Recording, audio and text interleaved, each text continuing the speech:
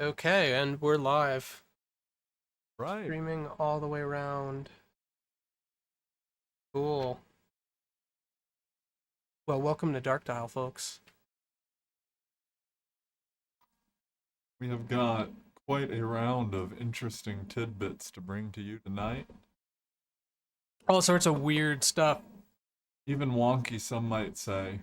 Some being me. I say it's kind of wonky, honestly. Yeah, we're gonna get weird with it. I mean, we can wait and see if anybody shows up. If nobody shows up, no big deal. But we are gonna try to take some callers later in the show. If there is anyone out there watching who wants to call, that would be sweet. Because the whole point of this is we want to talk to people. So We want your stories. Your story. Not ours. I mean, ours too. Like, ours are pretty cool, but like, yours are cooler. Yours are like way cooler. Like, dude, I heard you telling that story that one time at that party. I think, dude, you remember. Josh was there, bro. You remember? Yeah, dude. Josh? See, yeah, man. That's that what I'm guy's cool. saying. See, remember, he was telling that story to Josh, right? And it was killer. It was way better than ours. That's what I'm saying. So we need your stories because, like, being real here, you should be the one on, stream telling stories, not us. We just got the cameras. So as long as you got a phone, that's all you need. All you need. We spent an obnoxious amount of money on the cameras so that you could go buy a burner phone from Walmart to hide your secrets from the government, call into us so we can then reveal them to the world. That's what it's all about, baby. Come on. in addition to that, we want to hear your stories on our website, darkdial.com. We've got a forum set up. It's all self-hosted by us, and we want people to share their stories there. Whatever it is. You saw a UFO once. If you're in that club, I'm in that Or you club. saw a UFO 3 times. I'm not in that club, but you could be. I'm not in that club. My UFO story's Definitely lame. not in that club. My mom's got a Good to great know. Bigfoot story. Go on. Oh, I'm not gonna tell it. Maybe I'll call her if we don't Have get her any tell it. calls. Oh, I respect that, absolutely. We'll call my mommy. We did forget to put headphones on. We did. Oh, why don't you guys do it? Nobody's watching right now. Yeah. Yeah. We're laid back here. We're gonna get some headsets on them so they Yeah. can hear callers. That back room shot, though. I'm not Yeah, getting out of yeah. the chair until it's. There you go. Look at Bam. that. Now we can move around freely. Damn. Oh my God. While you guys are doing that, I'm gonna go play Ghosts and Goblins.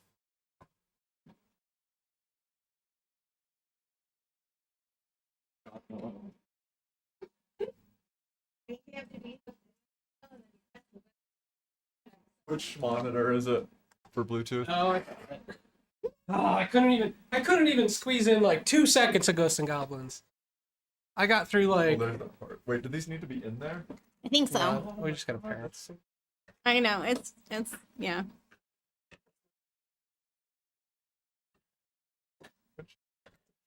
What are these? They're connecting. What are you doing?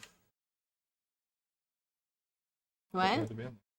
Were you trying to put them in there for? Yeah, and I couldn't figure out which direction they went from. Maybe because they've already been connected. Like what shape? This doesn't make any sense. Okay. To what shape this is? No, Neither of these. bro. It doesn't correlate. Square peg, round hole, man. Look at the context. We're off to a good start here. Alright, I'll try to get these connected. Look, all I'm saying is, ever since Steve Jobs died, everything Apple designed confuses me.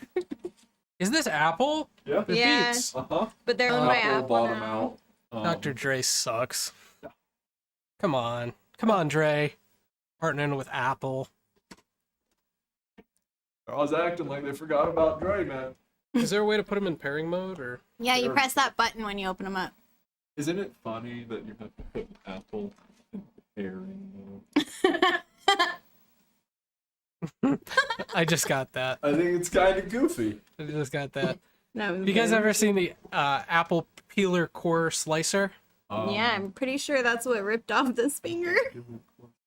I'm gonna find I that. think my for dad got us here. injured by one of those once too. You have to hold this button, like. Yeah, for like 5 seconds. And then you have to do a little dance. I hate And after this. the little dance, you have to call an elf. And elf customer support's a hellish thing. I'm gonna be honest with you. Sit there for like 15 minutes, and they don't even put on elevator music. They sing little jingles to you the whole time. Okay, so they're actually, I sitting. kind of like that. I have an We elf are the obsession. jockeys are we? You've seen me on Christmas time. I can't help myself. Oh man. Have you ever heard "The Night Santa Went Crazy" by Weird Al? Think so. That I'm song sure I is- have. Here you go, guys. Here, chew on this for a little while. Those things are dangerous. They're so sharp. Oh my god! I was watching a I was watching a guy.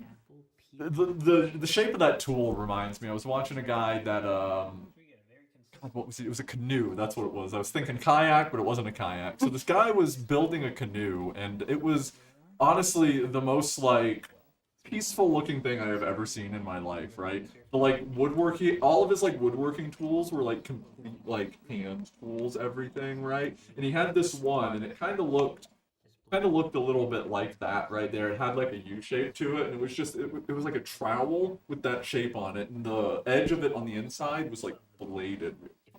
And it was the most satisfying looking thing. He'd take it and just run it down the canoe.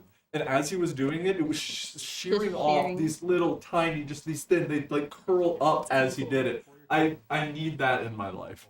Yeah, that. Mm-mm. Is that what it does when it's pairing? Yes. You know, I'm pretty sure I saw something like this in The Punisher. It looks like a torture device for your fingers. You've heard of the Chinese finger trap? Well, get ready for the Kazakhstani finger maiden. Oh, I think they're pairing to your phone right now. Oh, do you want me to just turn Bluetooth off? Yeah, I that turned would my that would Bluetooth help. off as well. I Oh, it is don't paired care to about my your Bluetooth. phone. Yeah, I'm over here going nuts. Sorry. My mom had one of these devices. Yeah. This is the second reference to my mom in about 5 minutes of the opening of this show. It was kind of cool. No. You lose a finger. They look useful. Fascinating to watch. Well, I do you tend see to what? eat apples peel on though. Is this for making pies? I feel like this is for me. Oh my god, that's yeah. the coolest thing I've ever seen. No. Yeah, it makes an apple slinky. What? Yeah. No. That's unbelievable. We should get one for Emma's lunches. She'd be more likely to eat her apples. Oh.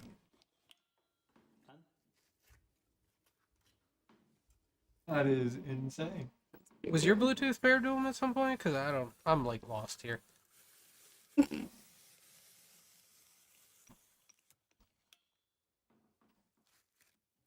you like this video, please subscribe. Have a great day. That is pretty fascinating.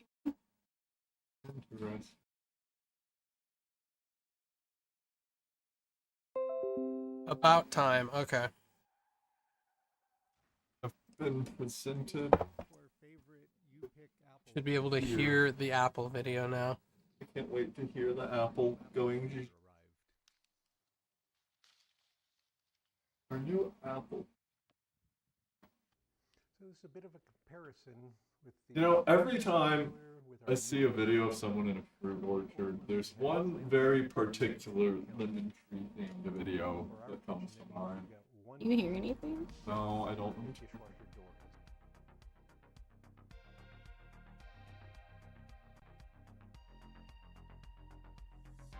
You guys got audio? No. Yes, Now I do. I got those groovy tunes. Still got it? Oh, No. It's cause these things go into those different modes. Like right now they're in call mode, and I'm not sure why it's in call mode. well, I'll call mode and go away because I need to return to my.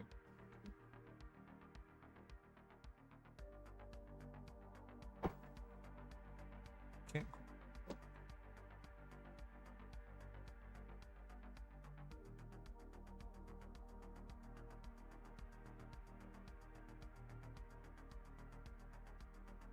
He's clamping that down with a paper towel to like closet countertop. Oh my! Those aren't composite. Those look like marble. No. The way they hang over the edge like that makes me think that if you put your finger up under that, you'll feel a A little little lip. piece of wood. Yeah, where it's heated over it.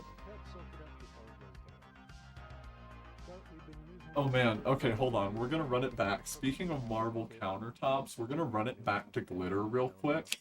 Do you know why marble countertops sparkle the way they do? Because there's glitter in them? There's glitter in it. And that is such a big secret that the countertop manufacturers don't want you knowing about, because marble is this high-end, like fancy $10,000 countertop, and that gorgeous sparkle it has, yeah, it's glitter. It's glitter. There was a guy, and I'd have to find the video for it. It was a while back that it happened, but there was a guy that was trying to make his own like marble countertops and granite countertops and stuff, and he was trying to recreate that sparkle that they were able to get, and the only way he was able to reliably do it was to put like 10% glitter by weight in the mixture. That's well, number one, I didn't know there was a mixture, but Chance, will you try to pause it? See if you can trigger it to go back in like stereo headphone mode, you know? That was trying to make his own like marble countertops and granite countertops and stuff, and he was Wait. What I have liked about it is the thin slices. trying to. I'm just here. This piece catches the peeler portion of it when you don't want to use it, so it's real quick and easy to use. Fort Knox is an interesting place. And I think that's about it. Okay, take it off. Did it work? No. I don't hear anything. Yeah, I hate that because I would have to downgrade the audio just to get it to your headphones. Rear hole all Really obnoxious. that big, so the whole thing just flops around inside here. That's okay by me. I am in funky tune. On the outside of I the can hear them. I know they're there. Floating They're through the there. air Yeah, with there's me. some funky I can tunes. It's just sense them. everybody on stream can hear them. You just can't. You guys so. are lucky. I got a glimpse of the funky tunes. Now Yeah. they're gone. That thing looks like a like an actual shop. Mm-hmm. It doesn't look like an apple. Which I guess like well, durable, True. durable, able to be passed down generation to generation. The new one. The new one's a suction cup one. Some of the reviews we've seen. I'm not a big fan of that texture, that like paint coating that a lot of these kind of cast items get. I feel like it chips off, and it does so in like the most egregious flaky way possible. What if you don't have granite countertops? And then plunk it down there. and Um, lock it in. Hopefully your countertops are just I hear I something. hear myself. Problem at all. Does it work? Yeah, but I hear your rumbles like Then the one that was attached something's bleeding through. I hear, oh, it's the Oh, it's YouTube the- video. Man, I played myself. Okay, so you got the YouTube video and you got the sound and everything. Yeah, you'll have to turn the video up or the music down though. But these have been really Well, These you can groovy you can tunes, as groovy as they are. I can't hear. I it on can't the hear what he's Apple saying feed out anymore. here. or less pressure. Oh my Whoa, whoa. go god! ahead and turn it And down. this Turn is it down on your. cast iron, so it would take a Then lot I can't hear the more time to wear through any of this to make the But we're not actually whole- gonna watch this forever. All right. Thanks for bearing with us. When you muted that, it muted it too. It did indeed. Did it really? The other one. No, whatever you did when you muted the TV there, or whatever mute you just did that wasn't. Oh, it turned them back on. Oh, there we go. It's the headphones though. Yeah, it keeps trying to go into like this is a headset mode rather than headphone mode. Gotcha. All right. Welcome to Dark Dial. Thank you for bearing with our technical support phase. Yeah. It's a Yeah, we- preliminary introduction to show you that we're truly well prepared to bring you the news.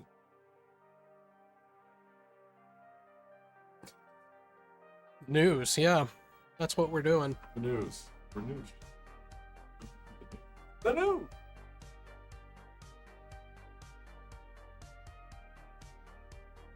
How you guys doing? Pretty good. I do. I mean, to begin with, we're doing this on a Thursday night because this is our premiere show, and it's Labor Day weekend, right? That's the holiday. Yes, it I is. think so. I Yeah. don't keep track of them, but Labor Day. So since it's Labor Day weekend, everybody's got plans on the weekend. We figured we'd do it on a Thursday.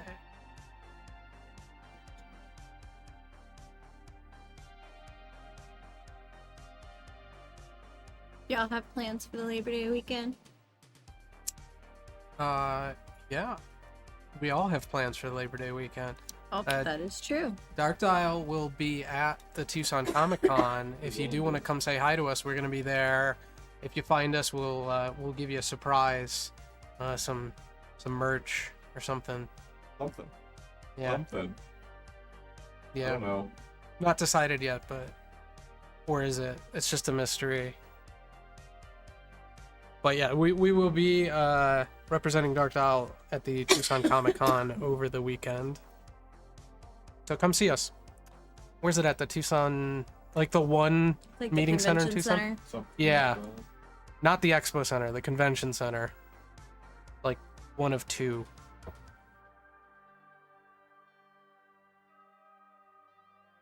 I don't know if I've ever actually celebrated Labor Day. I know the kids get off school. That's about it. Don't they say you can't wear white on Labor Day? What's that? I've always wondered what that was what, about. what constitutes a superstition like that? Because it's a superstition, right? It's like it's bad luck to do this. And like, what is it? That doesn't make any sense to me. I can't thought it- think of a functional reason for something like that to have There's come no. about. It's something to do with being a virgin. What? Yeah, it's like the end of Lent and you can have sex again or something. I no idea. No? That's one to research. No, nobody's got me here. I'm unsure, man. I don't know. No, it makes sense. The color white, purity. There's connections thematically where you're going there, but I like historical connotation. That is something I'm uninformed on, and that. Yeah, I don't know why that is. We could check it out. Let's check it out. Why no white after Labor Day? Is it because it's not like summer anymore? That's gonna be my guess. You guys want to make a guess? Before I pull this up.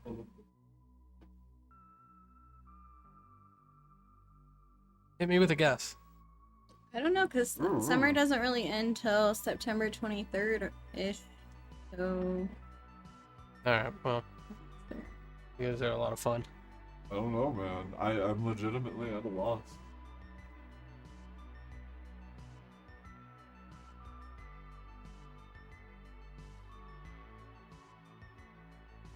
you didn't want to be a show off. So it's like dressing down. That's why they would say it's tacky to do that. Like, Yeah, it's 'cause then you're tacky to showing wear off, white yeah. after Labor. I feel like that phrase has been. I feel like that phrase has been commonplace a lot longer. Like way out of I feel like the phrase has been commonplace way out of frame of time. Yeah. Yeah. Nobody does that anymore. Well, like I heard that growing up. Yeah. Oh yeah. Yeah, you would hear it on like movies and stuff. I mean, I don't wear white in general, but I did. White pants. I like white pants. Well, should we dive into this video we got? Yeah, let's check it out. All right. Do you want to set this up a little bit, Chance? Maybe explain to us what we're about to see. Okay.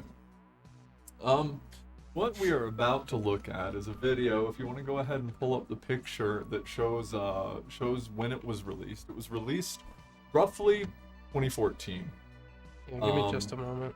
And do me a favor and go ahead and look up when the that MH370 disappeared, because we've got a video that has whispers and rumors of being connected to the Malaysian Airlines Flight 370. There is some interesting speculation around a pair of videos that were released in 2014 that appear to show. It was March 8th, 2014. So, in the 8th of March 2014, Malaysian Airlines 370 went down. It disappeared. Completely blipped off the map. Forever gone. No one has any clue what happened to it. Well, there were some videos released a little ways after that, and we've actually got a picture that shows the time frame in which they were released. We're pulling that up for you guys right now. Not too long after this, 2 videos. The first was a top-down satellite footage video of an airplane. The airplane seemed to be traveling along a predetermined course when a strange object, appearing to be like an orb of some sort, came out of the sky very rapidly and held a flight pattern with this plane. And then shortly after that, there is another pair of orbs that has descended onto the plane. And they start circling it horizontally as the plane is following its course, and then briefly, oops, the plane disappears, the orbs disappear, and that is the end. Like, literally just blips away. Not long after that, there was a second video released that was from a different point of view, using a different thermal imaging technology, showing the exact same incident, and the videos can be synced up frame to frame on the event happening. And we've got those for you here today, and they're very interesting. We're gonna watch them together with you. If you want to pull up, show the 2014 when it was posted, we've got a screenshot of that. Well, that's what I'm looking for here. It was on the flash drive you handed me, right? It might. And Okay, that's what I thought. that's fine. I was looking over there and I'm like, no, I wouldn't be in there. Okay. I gotcha. So here we are. Oh, so this right here, we can see Twitter, March 8th. Oh, that's interesting. That is actually the exact same day that plane disappeared.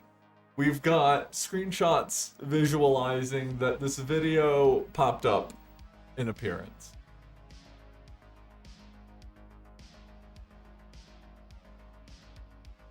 So it was on Twitter initially? I believe I've heard that it showed on WikiLeaks first, that it showed on LiveLeaks first. I'm not sure if the original source has been identified or not. That is something I am unaware of. We're about to lose your camera. Yeah, it says 16 seconds, still doomsday. Oh, yep. 14, 13, 12. Bear with us. We're getting it.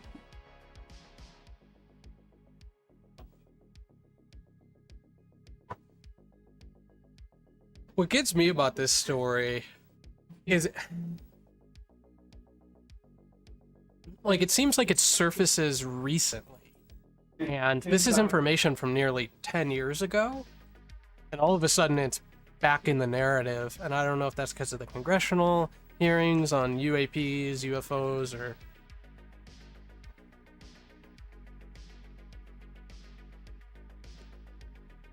You're on. We're back. Yeah, it seems to have resurfaced. As like, what do you Make of that? Yeah, I mean, like, That is there a I- reason? I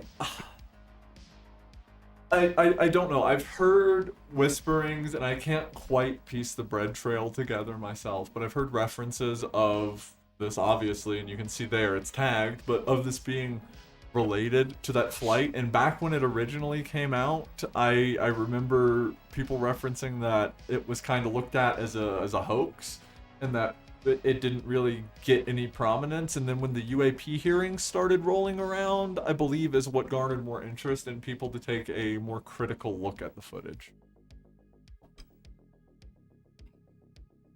Was it referenced in the UAP hearings? I'm not sure. There is a possibility that it was, but I have not kept up with the happenings inside of the UAP hearings that closely to know. So it was a thing though back in like 2014. People were pointing out the connection between this lost Malaysian airline flight and this UFO footage, It does seem that way, yes.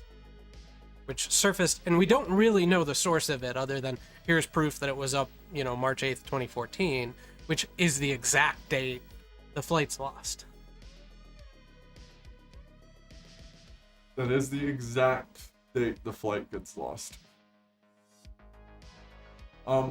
There's even more interesting discourse on this video, however. Well, I guess we should show the video before we go Yeah. any further. Oh, I want to you're check it right. out.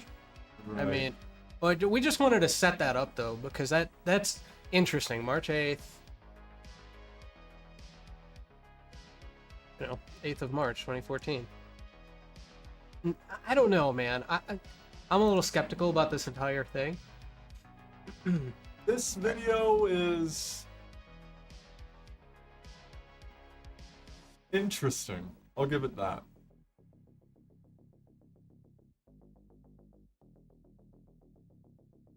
So the bigger video of the two you see is the first of the two that released, and the blue and green FLIR footage, thermal imaging at the bottom left, is going to be the second of the two that released. The first is satellite imagery, whereas the second seems to be a drone of some sort. Had to move you guys. We missed the bottom left a little bit. No doubt. Let me zoom Yeah, it back. looks Let's pretty, restart here.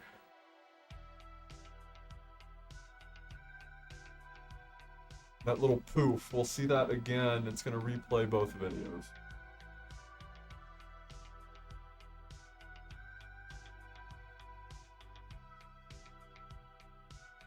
Now keep an eye on both videos at the same time too, because these are time synced in this edit here, and it shows you like the events transpiring at the same like level of time. It's really weird that there's these two videos. Like It's very strange that there's two of them from two different angles depicting the same event. one's a FLIR and I one's. mean, they look identical. And we've got just three objects. They flew in out of nowhere, And then and it's just gone. all of a sudden,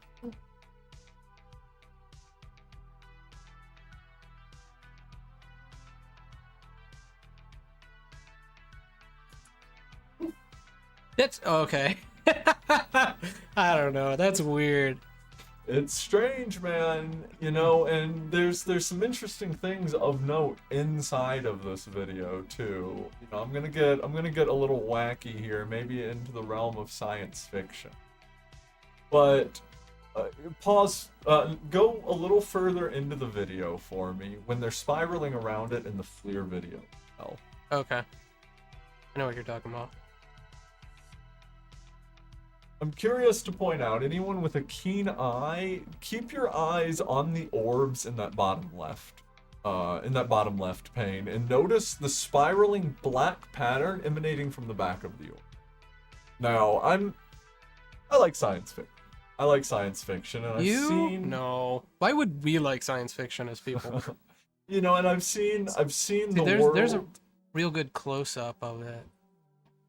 The blue, right? Yeah, and you can see like black lines coming out of the back of them. That bloop is. And that's something interesting. There's things to note about that blue. There's things to note about that blue. You know, if we're talking science fiction though, back to the black lines, what we're looking at there, and what I find interesting about a lot of UFO videos is, and a lot of UFO theories, is that you might see people talk about magnetic levitation, or you might even see like advanced rocket engines thrust of some sort on these craft.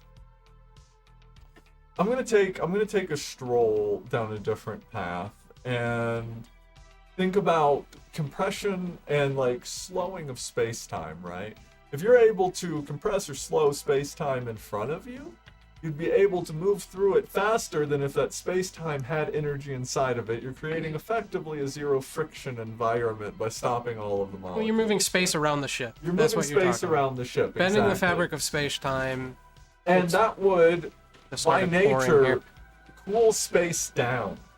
Right? It would take the molecules in that space and remove energy out from them, pushing it somewhere else into the system, most likely back into the craft. Well, right? what you're saying is like the atmosphere, right? Like the thinner the atmosphere gets, the cooler that it gets. You're moving those Essentially, particles and apart. atmosphere might be a bit of a misnomer here. That might be a good way to visualize it, but I think Well, we're talking presumably more... these objects are moving in our atmosphere. So if you were to expand space in front of the vessel, you would be expanding that out. You would be Yes. expanding the atmosphere. Yes, but the fundamental difference is the technology would be acting on kind of the fundamental resting place of the atmosphere. It wouldn't be acting on the atmosphere directly. It would be acting on the space the atmosphere resided in itself, like the space as almost an abstract concept. And that would therefore have effect on the atmosphere that would be perceivable to us without actually affecting the atmosphere itself. Because just affecting just affecting the atmosphere, they'd be limited to the same constraints of physics that our I'm not saying- technological level. They're would affecting have. space, but that space happens to be in our atmosphere. Exactly. Yes, that's If what you I'm were to getting do at. that in space itself, it might not. It might be so cold already. You wouldn't. Whatever little particles are floating around might not have as dramatic of an effect on a FLIR camera.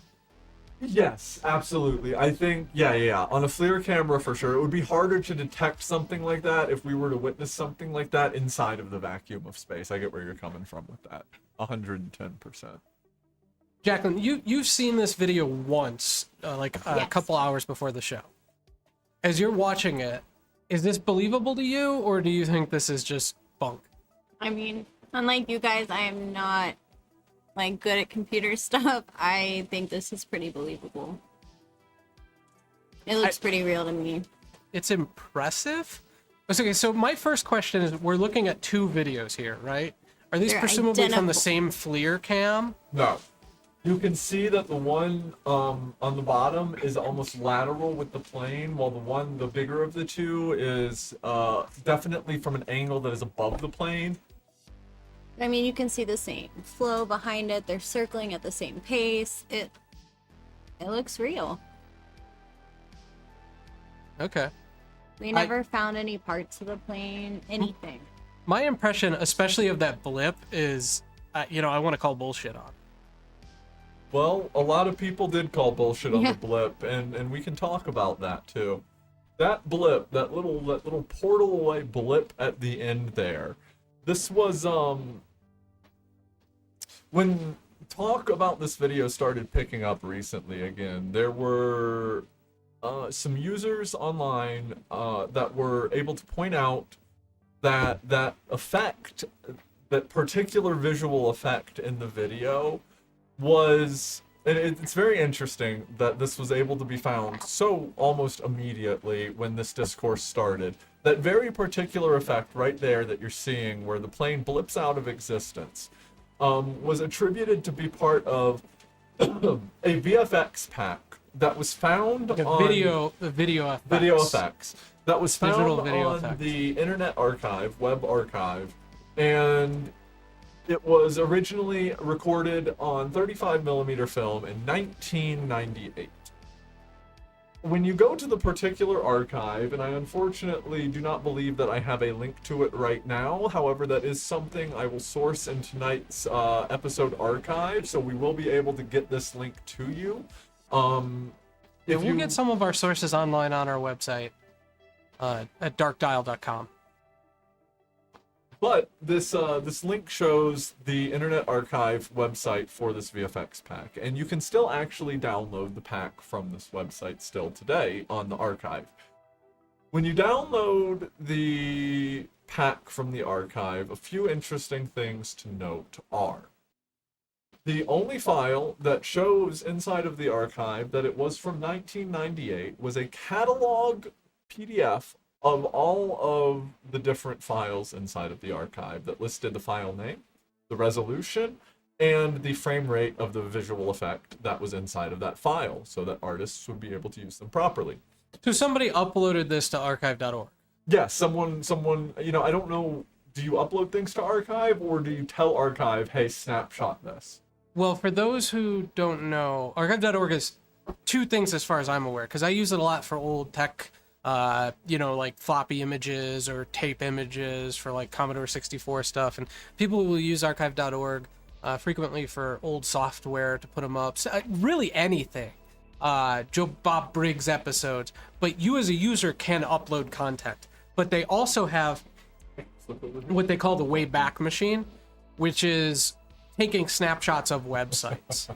So if you have any old websites, I have one from like 15 years ago that's been down forever, I can go to archive.org and check out that snapshot. The other day I did it because I was watching an old Joe Bob Briggs Monster Vision episode, and he references a TNT Turner.com/Monster Vision, and they did have some at least partial snapshots of that site dating back to like 99. So they do snapshots, but people also upload it. So you can upload a package. So it sounds like somebody had uploaded this. It wasn't necessarily archived, because it doesn't, like, archive.org, the Wayback Machine doesn't really archive like social media. So if this was like a Twitter post, it wouldn't have been there. Somebody would have had to grab that, download it, and probably submit it to archive.org on its own page. So, as we're looking through the archive and we notice that file from 1998, we decide to take a look further into the file, and we find that the particular visual effect that this was claimed to be, inside of the catalog, the resolution of the file does not match the resolution inside of the catalog's listing, nor does the frame rate of this particular file. And it is also of note that that particular file shows that it was edited in 2014. Now that is extremely interesting if you ask me, that these videos show up in 2014 referencing this, and then they show that particular file. And then that particular file has edits in 2014 and not in 1998. Was it the file creation date? Did the file creation date It was the file match? creation date, yes, that was 2014. They're just trying to discredit the video Mm-hmm. as best they can. Absolutely. That's exactly what I'm thinking is happening here. Because if you look even further into the company, VCE, VCE Entertainment, possibly. I remember their acronym being VCE was the company name that produced the visual effect. And if you look into them and the particular artist that worked on this pack, you find contracts through the Department of Defense. And once again, I unfortunately did not prepare a file today to show you that. However, it will be in the episode archive, so make sure to not miss out on getting those extra files, and head over to darkdial.com so that you can see our archives, and we're able to get you on the stuff that we happen to miss out on the episode if we do.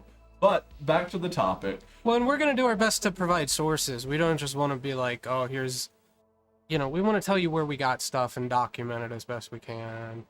Absolutely. Lend some credulity to whatever it is we're doing here. No doubt.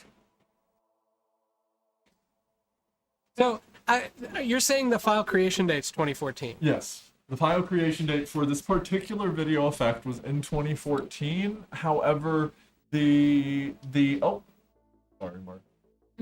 original catalog for the pack was from 1998. So it seems to be that this archived file was tinkered with almost to give credence to this, like that file, because that VFX is an exact match for what you're seeing in this video. But it seems like it was almost tinkered with to give credence to the idea that these videos were hoaxed. So you think the video's real, but that effect isn't? Is that what you're... 110%. I think that effect was added in. Why would it... Or no, I'm sorry, the other way around. I think that effect was... I think the effect on the website is like, I think this happened, And that was changed. They ripped the effect out of this video and put it into that pack.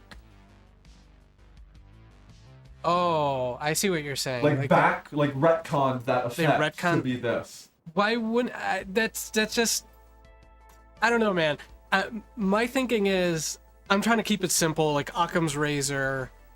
You know, if you hear horses, think horses, not zebras, right? Something like that. Well, allow me to butcher some phrases. You gotta break a couple omelets to make an egg here. But why would that?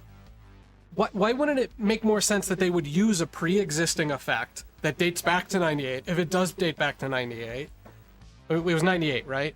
Yeah. This visual effect. Why wouldn't you use that effect on real video to discredit the video? Because it almost seems like you're thinking about it backwards. Like, why would you want to? It's like you're trying to discredit the effect. I think they are trying to discredit the effect to make it look like the effect is fake, to make it look like the entire video is hoaxed, because I believe these videos got leaked. I believe that these were not supposed to be seen by the public, and as soon as they were seen by the public, they had to do damage control, and the fakest looking thing in this video, and it is crazy to me to say this, that the fakest looking thing in this video is that effect in particular. That is the one thing that looks like it could be fake. But everything else in it, that like this is, if this is CGI, this is impressive CGI. This is really impressive CGI. Well, especially when you we've got, consider like, 2014 was when it was shot. If this was shot in 2014, it definitely looks like what we're dealing with here is FLIR footage of a plane. and it looks like older FLIR footage. FLIR cameras have crazy resolution, especially the top one, the black and white FLIR. FLIR's gotten a lot. Well, this is a screen grab too, because that mouse, that one that just went up to the side, moving. that's not my mouse. Here's my mouse. My Which mouse is gives white. even more credence in my book to this being leaked. That cursor. Yeah, I don't. What were you saying? I have no idea. No, I think if the effect's fake, it does lend itself to believe that the UFOs in the video could have been fake too, because somebody had the ability to put that effect in. I don't think they retconned the effect to make it, give it a date prior to 2014, dating back to 98. It would make more sense to me to use an existing effect, especially if you're saying, I don't know if you said this yet, but you had told me before that the company that produced this video effect had a Department of Defense contract. Mm-hmm. But think about it this way. If the video was leaked, right, and they had to do damage control, what would they choose out of this video to call fake? It would be that UFOs? flash. So if this got out and they didn't have something in place already, like this was never supposed to get out to the public, they like absolute damage control mode, right? That flash is the thing in this video that is going to make people go, okay, hold on a second, that's not real. Where did it just poofed like that? And so they're going to have to work backwards, because if this gets leaked, they can't go in and in post like change that, because it's already on someone's hard drive unchanged. You know what I mean? They have to work backwards, so you have to think backwards to be able to figure out that they're working backwards, because that's the only way they're able to damage control something that got out unintentional.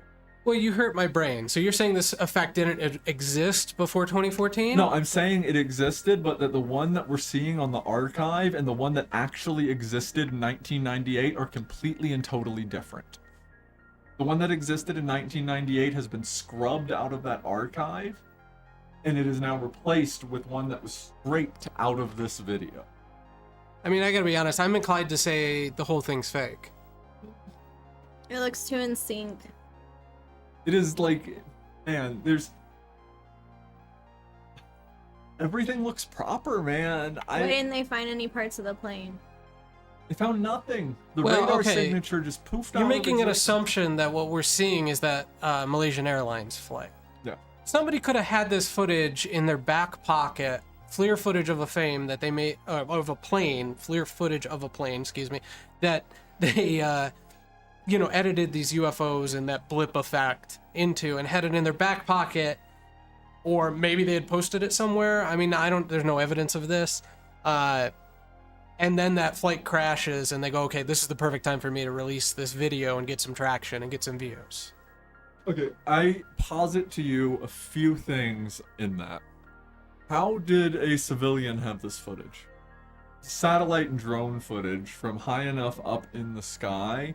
Is it drone footage? Oh, that is kind of weird. That's a good point. Okay. Because are we looking down on the plane? We're looking there? down on the plane. The larger of the two videos is satellite imagery. That's like a low orbit, like, intelligence satellite that we really shouldn't even know exists, frankly. And the footage there is off of a drone of some sort. You can see the fact that it's lateral in the atmosphere altitude-wise with the plane. Well, if it was on the ground, videos. it would have to be one hell of a telescopic zoom on a FLIR cam. And it would be have to be very high up. Because that looks underneath. It looks like that footage from underneath. The right? plane's in like a loop right now. It's coming back around out of a loop, essentially. It's doing a bank. We're looking at the top of it. So you were seeing, I believe, like the top of it right there, but it was coming back around out of a maneuver there. And I mean, it's distinctively a commercial airliner that is very much not the shape. No, because of... there's its top fin. It looks like it's underneath. Like, look at, I don't know what you would call it, but... I think we're seeing it like this. If you turn around real quick, let me show you. Yeah. I think the plane is here, and I think the satellite, not here, but I think it's like here, and we're seeing it just at a really sharp fucking angle. Maybe, I don't know.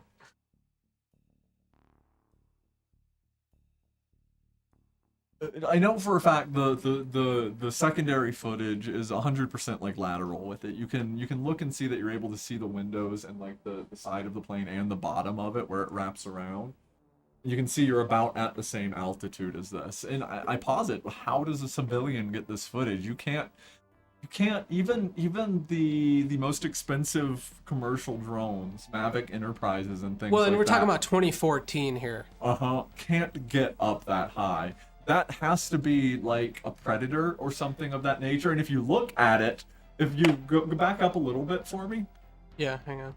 And if you look at the drone, because you can see a bit of the body of the drone in this, it almost does ring a bell for the shape of a Predator like drone. that green that just showed up on the corner? When it comes back up. And after we see that, go ahead and pull up. Yeah. Pull up what a Predator drone looks like. Look at, particularly on the bottom right, that nose cone, the way that dips down, the angle that dips down at. And I want to point out that I believe there was supposed wreckage of this flight that was found, and it turned out to be the wing off of a Predator drone. You might want to look that up too. I remember hearing something about that around the time that it was happening, but I may have made that up in my brain. That's something that just kind of clicked in my head. Well, let me see if I can find that. I mean, you got me there. I don't have an answer for why would somebody have this footage. Why would somebody have this footage anyway? Unless it's CGI, but then again, like that's impressive. It doesn't really look like CG That is to me. impressive for CGI. Why are we watching a screen cap? Like, it's like somebody. I don't know. Either that's in order to degrade quality to make it more realistic, or somebody really did leak this and maybe capture their screen in order to get the video. Like maybe somebody had access to some sort of surveillance DVR. But again, why is let's just presume for a minute this is that Malaysian flight. What is it? What was the flight number? 370. It makes 370? 370 was the flight. Okay, so let's presume that's this flight. Why were they watching it? Why were they watching it? It's very interesting. And it's almost like they knew this was going to happen. If you ask me, that's the only reason to have that kind of surveillance on a flight like that and be looking for this kind of event. I mean, I don't know why you're looking at it this intensely with two different assets, and if you didn't know something was about to go. It's like the show Manifest. Have you ever seen it? I have not. What's it about? Plane disappears and like years go by and then they come back from the disappearance. I haven't actually finished it. but it's You know, something it reminded me of a show called like Millennium, I think, with I want to say it was like Chris Christopherson. Christopherson. He's a guy, ain't he? Yeah, Chris Christopherson's pretty awesome. Let's see if I can find that one. 1989. He's an investigator of here.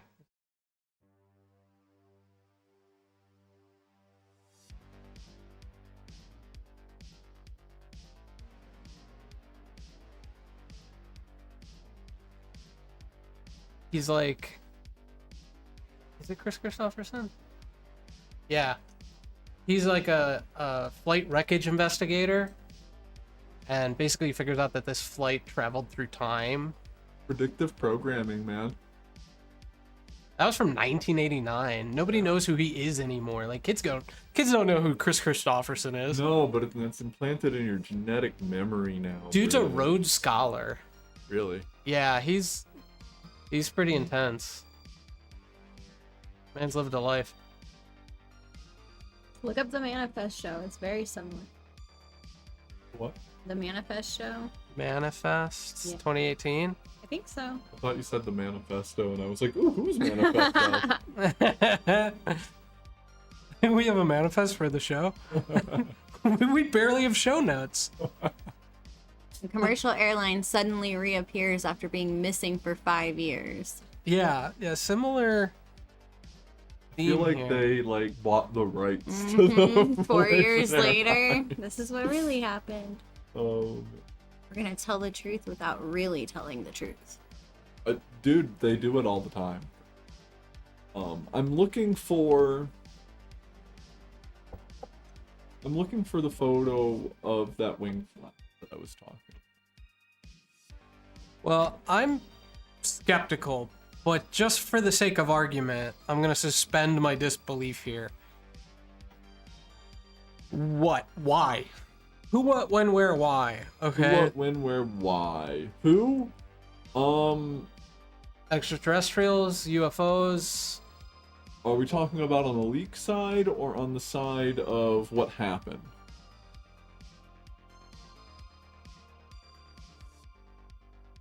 Both. God, yeah, I guess both. I don't know how you just. The leak is. Anybody who might have had their hands on this video could have leaked it, I guess. I don't know why.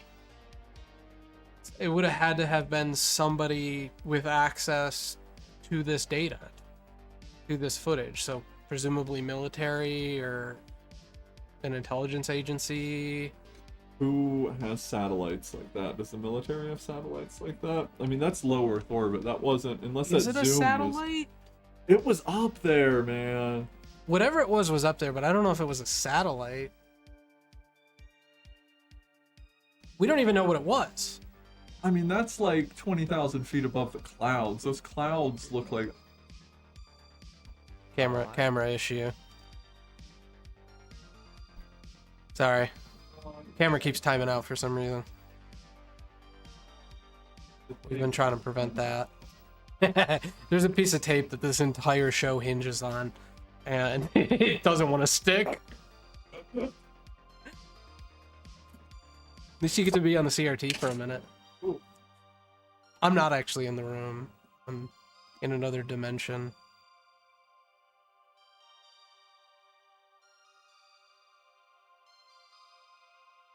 Marley's like, what are you doing?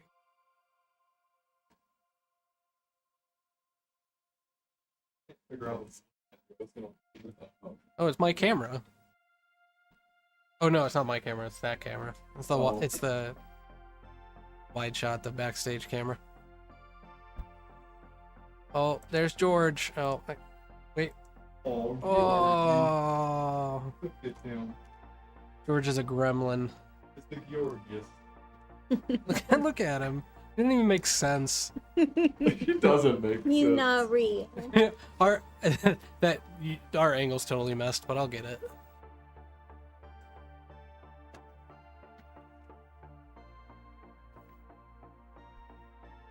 Oh, did I bump it a bunch? I'm sorry. But that's why.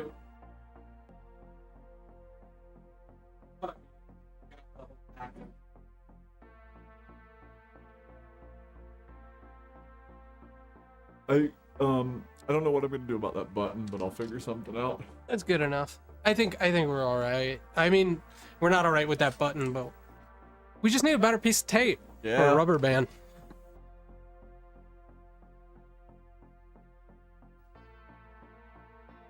Yeah. So the leak is kind of anybody's guess, right? But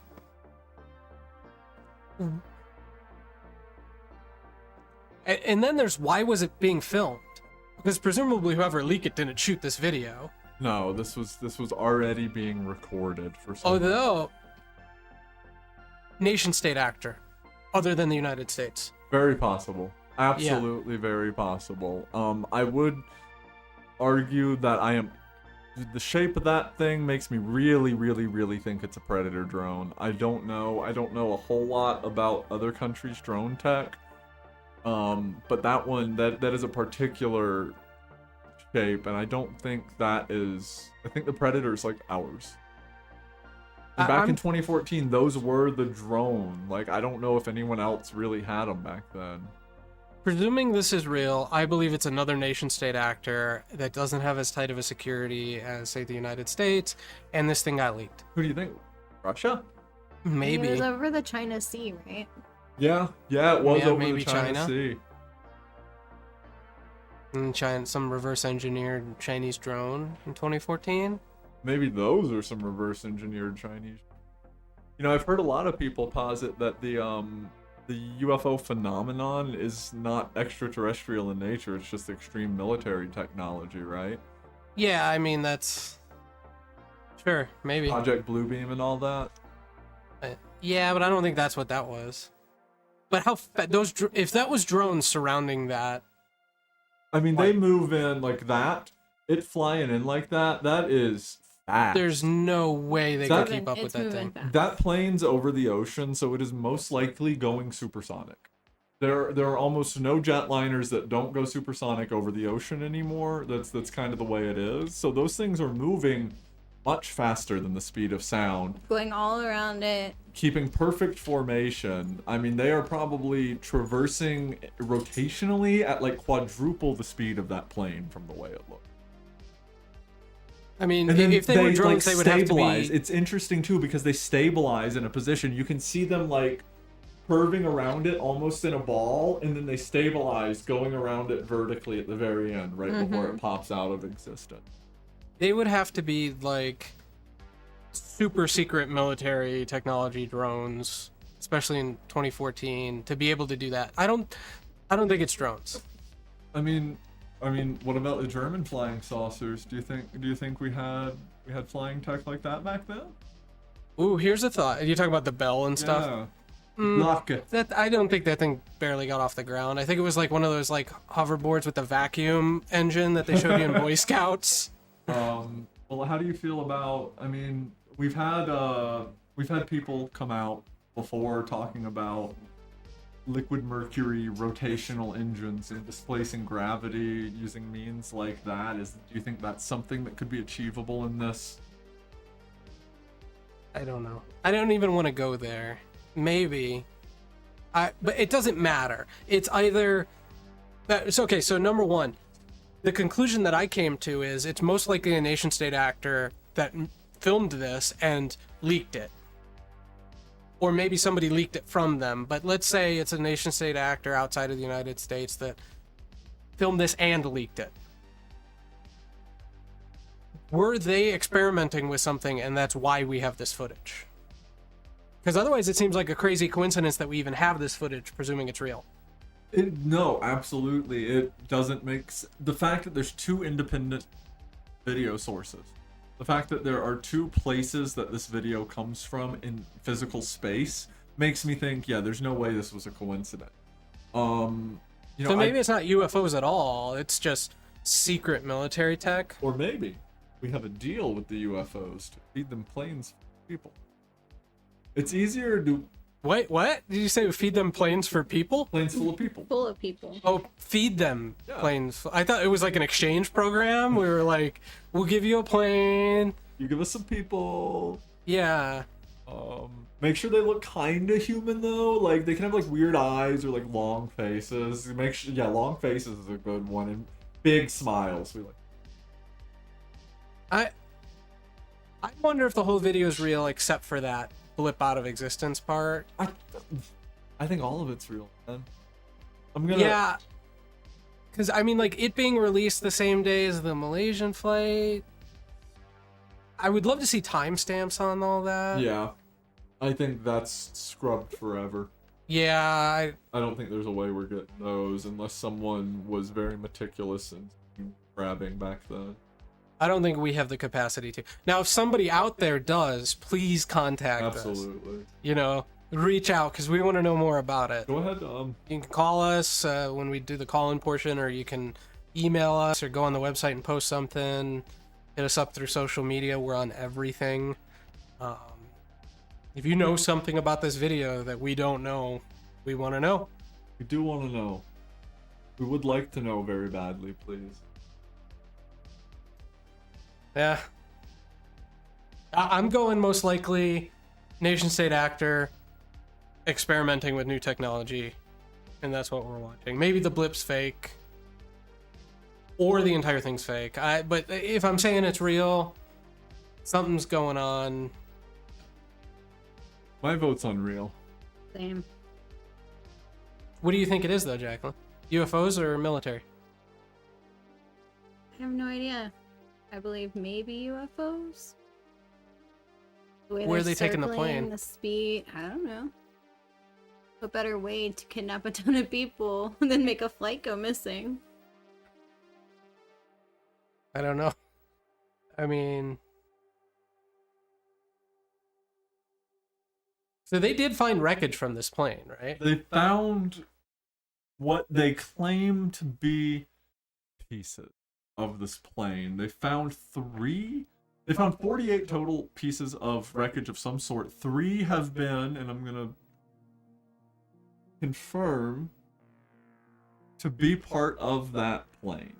What I would like to say about that is, it is a possibility, yes, that they have found wreckage from that plane. However, the things that they are saying that confirm that plane are tracking numbers and identification on parts that a normal civilian would not have access to. They're things not like flight numbers, but like serial numbers on individual metal pieces and things like that. They So find a just black box? keep that in mind. No, they have only found apparently like pieces of the fuselage and the wing. And that was in the Chinese Sea or something? Yeah, and washing up on several various islands located throughout the region. Hmm. Where was this flight headed? Do we know? This flight was headed, I believe, from Malaysia to... I am not 100% sure.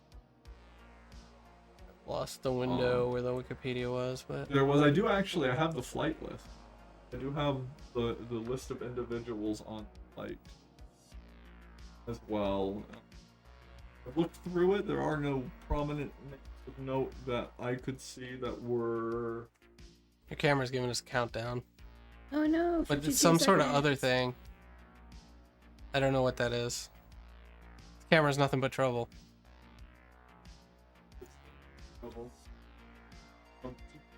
Oh, yes.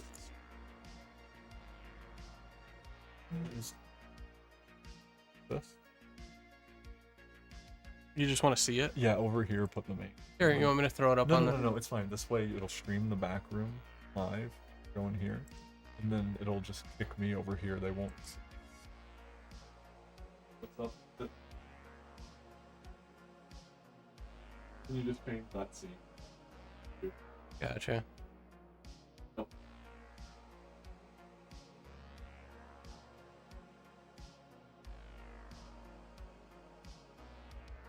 I don't know. Oh, yeah, it is. I'm sorry. It is live. What's live is on the Gotcha. flip. I don't know what it was doing. It looked like it was recording. Now I got a photo.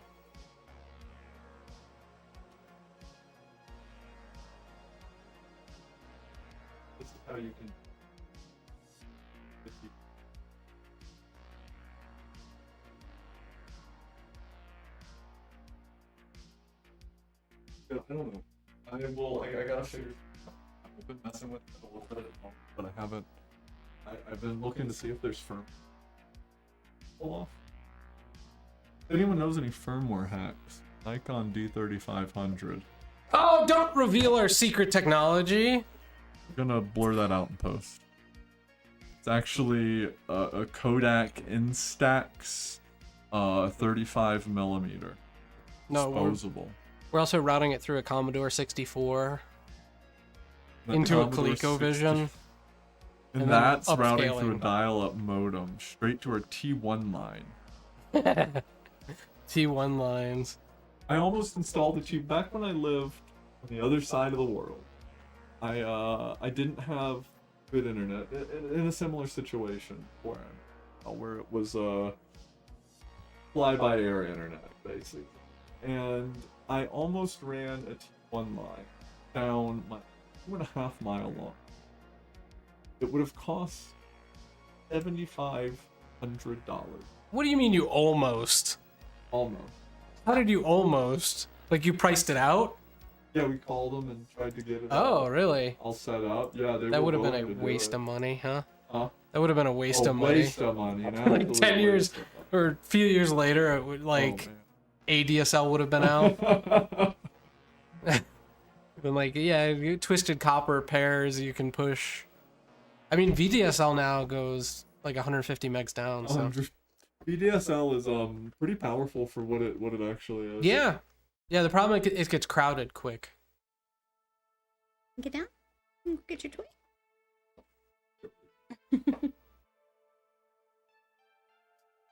Brain just gremlin. He is a gremlin. Looks like something out of Jim Henson's Creature Shop. I keep saying that, but I'm going to. I'm just gonna drive it into the ground because that's what he looks like. Well, I mean, I think that's about all we can say about the Malaysian flight. Yeah, I don't know. there are some. Oh, it's one of those good old fashioned thinkers. Scratch your head at it for a while. Do you want to watch that White House press video? Yeah, absolutely. That is Okay. also very interesting. All right, we'll check this Especially- out. To set this up, this is coming from the Daily Mail, talking about the White House National Security Chief says UFOs are having an impact on our training ranges and need to be treated as a legitimate issue. And this is John Kirby, Admiral John Kirby, who you see him a lot in like the White House briefing room. I don't know why exactly. He's a retired Admiral John Kirby. I don't know if he just works for the White House. Some sort of press staffer, maybe. Yeah, well, that's what I'm wondering, because they use him a lot. I've seen him in the White House a lot. Yeah, those large, oversized eyes. You know, it talks about in setting this video up, and I apologize in advance because before I pulled this up, ad block. I had to turn ad block off, so there's just ads everywhere. I mean, like, it's disgusting. There's like 15 ads on this page. Apparently back, does it say when? It doesn't say when, but he's dismissed this UFO thing before. Somebody asked him something about the shooting down of UFOs, and he said, "I love E.T. the movie," was his quote. Like, yeah, okay. He did not want to talk about it. But here he is talking about how it's this legitimate issue all of a sudden. And it's in reference to another question, and he does seem to be kind of brushing off the answer, and then goes into this little diatribe about how it's a legitimate issue for training, and it's weird the way he says it. Let me look up a little bit about John Kirby, where I pull this up here.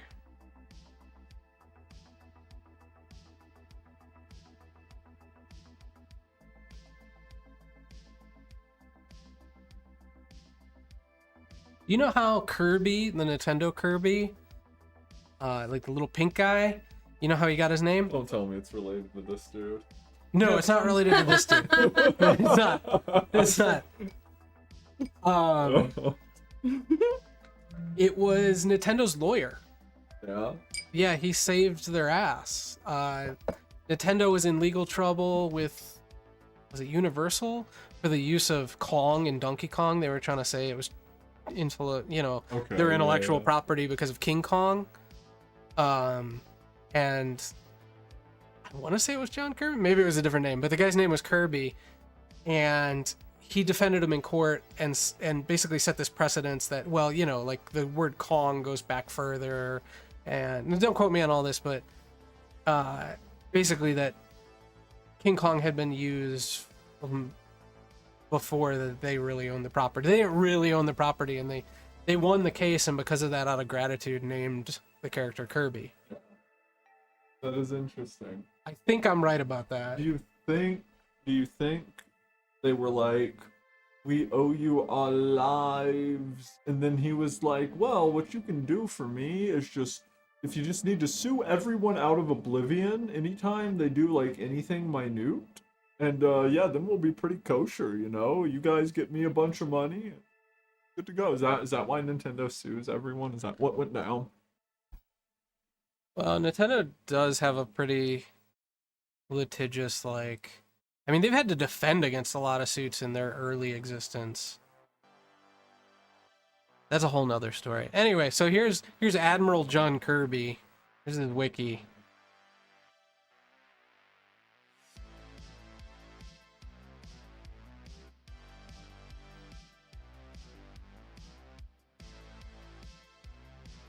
We're all kind of digesting this at the same time here. Yeah, what's of note? What am I Well, I'm wondering, what's he doing currently? He's an incumbent, assumed office. He's the Pentagon press secretary? Oh no, he was the Pentagon press secretary. Let's see. National Security Council Coordinator for Strategic Communications. That's his title That's now? his title currently, yeah. I thought he used to work for CNN too for a little while. That would make sense. That Usually doesn't guys surprise like this end up, they end Does up it like say that? advisors. It was on a different page. It said he worked there from like 2017 to 2019 or something. Okay. He had just pulled it up a second. Oh, right there. Diplomatic analyst for CNN from 2017 to 2021. I was right. So, no surprise there. There's usually a revolving door between these kind of roles Oh, and absolutely. like pundit roles on major news networks. Well, he was just an analyst. I don't think he was even necessarily a pundit from what I'm saying. I think he Yeah, but just that's- told them what to say, you know what I mean? Analyst. They put them on and they back up their narrative, beat the war drums or whatever his Absolutely. job is to do. But yeah, National Security Council Coordinator for Strategic Communications. Sounds like a NSA press secretary? I don't know. Basically, National Security Council? What's that? Because that's not the NSA. Click on that link. Let's dive a little deeper into that. Because, first of all, of note here is this Pentagon press secretary is what he was up until Yeah. 2020. Hello, George. Hi. Did the dog just go psycho? Yes. Are you excited? George. Are you excited? Yeah, Now that Marley's storm excited. hit He's really gonna start- hard and then was Yeah. Yeah, very loud. Middle It of scared us me, talking about honestly. the Malaysian flight, it sounded like all hell was breaking loose outside. Okay, so here's the National Security Council. Principal forum used for the United States President. It sounds like a cabinet position or Yeah. something. Absolutely is. United States Homeland Security and National Safety Council. Like an interagency. It's like a homeland defense. What it seems. It's Yeah. like an inter-existence. Alright, well, let's watch the video. Find it here. There we go. Again, lots of ads. Tired of phone holders that just can't seem to Ugh. Kevin Costner remains look grim-faced. no Did they really say that? Yeah. Oh man. Wasn't Kevin Costner the guy that dated Britney Spears for? I don't think Kevin Costner did. Is there a Kevin that dated Britney Spears? Kevin Federline, Kevin the Federline. baby daddy. Yeah, dude. All right. We have Here we no go. sound. Oh shoot. Oh my god. An amendment to the NDAA that is I don't know if I want to use Daily Mail again. It's a pain. aerial phenomena. There's going to be a house. You still have no sound? Yeah, no sound. Technical difficulties.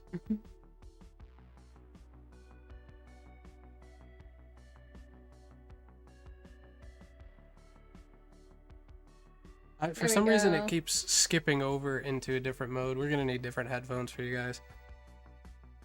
All right. I've got a pair of This skull one. cam.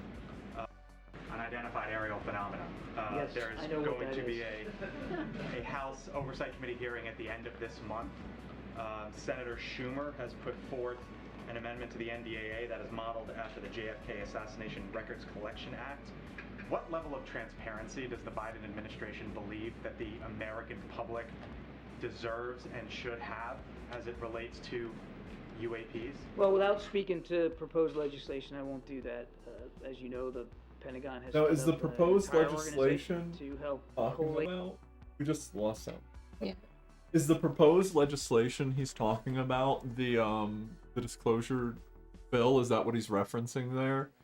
Is he trying to avoid discussing the language that is particularly in that bill when he's answering that question? Because it's kind of what he sounds like he's getting there. I honestly don't know. An entire Here, let's- Schumer has put You guys got forth sound?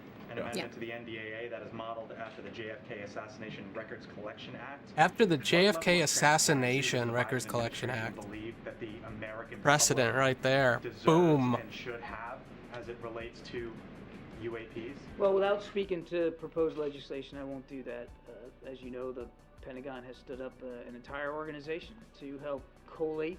And I think that coordinate, organization the he's reporting and referencing. analysis sound. of sightings of UAP across the I think before that there wasn't organization really a he's referencing is coordinated, integrated effort to do that. the And Office of, course, of we All will always want Domain to be Anomaly transparent Resolution, or with the members All of Domain Congress, with the Anomaly American people Resolution as we Office, can, which considering was national a security concerns.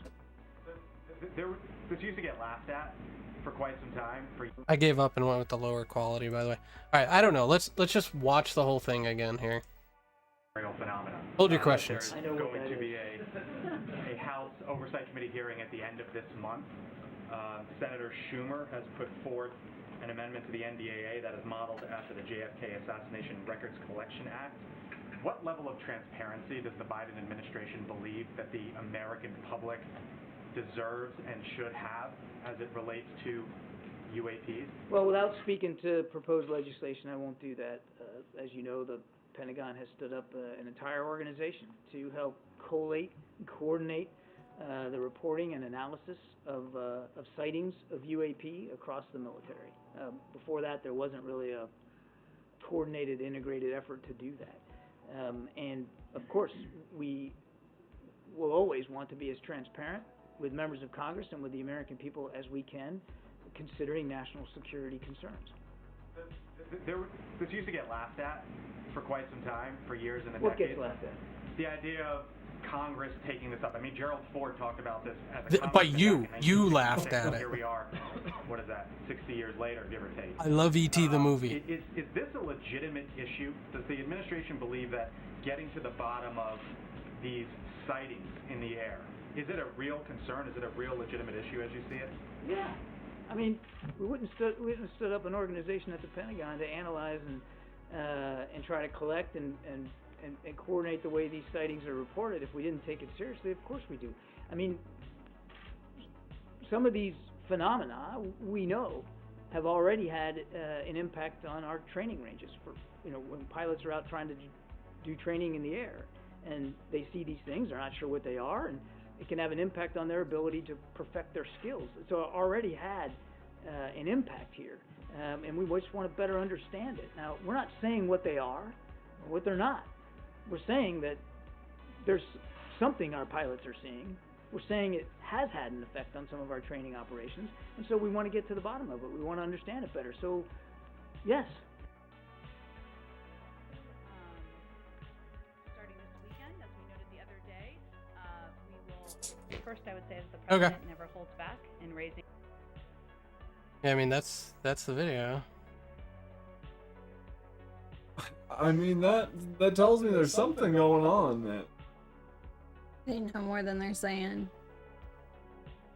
They know a lot more than they're saying. I feel like they've known a lot more than they've...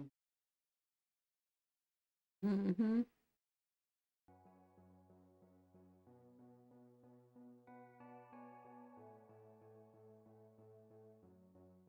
You guys still have audio? yeah. Okay. I just switched it. Yeah, I don't know. He definitely seems to be blowing off the question initially, and then he blows off the idea that he has ever blown off the idea. Which, there's a lot of blowing off happening here. That seems that whole, like, what do you mean we've looked at this like it's crazy? We've never done that. Seems to be a common thread amongst when you see White House staffers particularly talking about things like this. At least in modern times. When I say modern, I mean like within the last 10 or 20 years. You know, not back in Roswell days, but that seems to be a common thread of sentiment throughout. Just a dismissive attitude? Huh? The dismissive attitude, is that what you're talking about? Yeah. Well, yeah, I mean, that's what they're known for, right? Hence, all these UAP hearings and stuff being up there. Now, I posted this to most of the Dark Dial socials because I thought it was interesting. And I think I put the headline on it, something like disclosure or distraction. Like, what are the odds that this is all just a big distraction because something's happening in Ukraine or something's happening with Hunter Biden or something's happening with the Trump indictment or something's happening in the world of power and it's a smokescreen? Absolutely a thought to consider. Go ahead. No, I feel like that happens a lot. Human rights We try to issues, blind our eyes the to like what's detainment really of, happening. Activists. In 100% you see that. What happened when the something that went down, it became massive news cycle headlines, Hunter Biden cases. Distraction play, unbelievable. Oh yeah. That's right. But what are aliens a distraction from?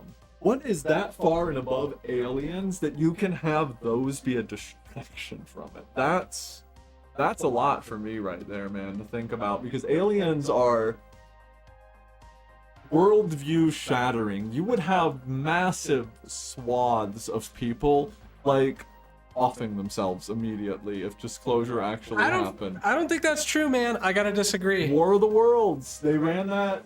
Yeah, I got it on CD right behind you in one of the bins. People were killing themselves when they ran that, and you have to think about religions. There's a lot of religions out there that the cognitive dissonance that would come from not being the only life in the universe under that religion's tenets, that's a lot to comprehend, that your entire belief system is irreconcilable with the actual physical realities of the universe. I think the idea has been played about with so much that it doesn't matter.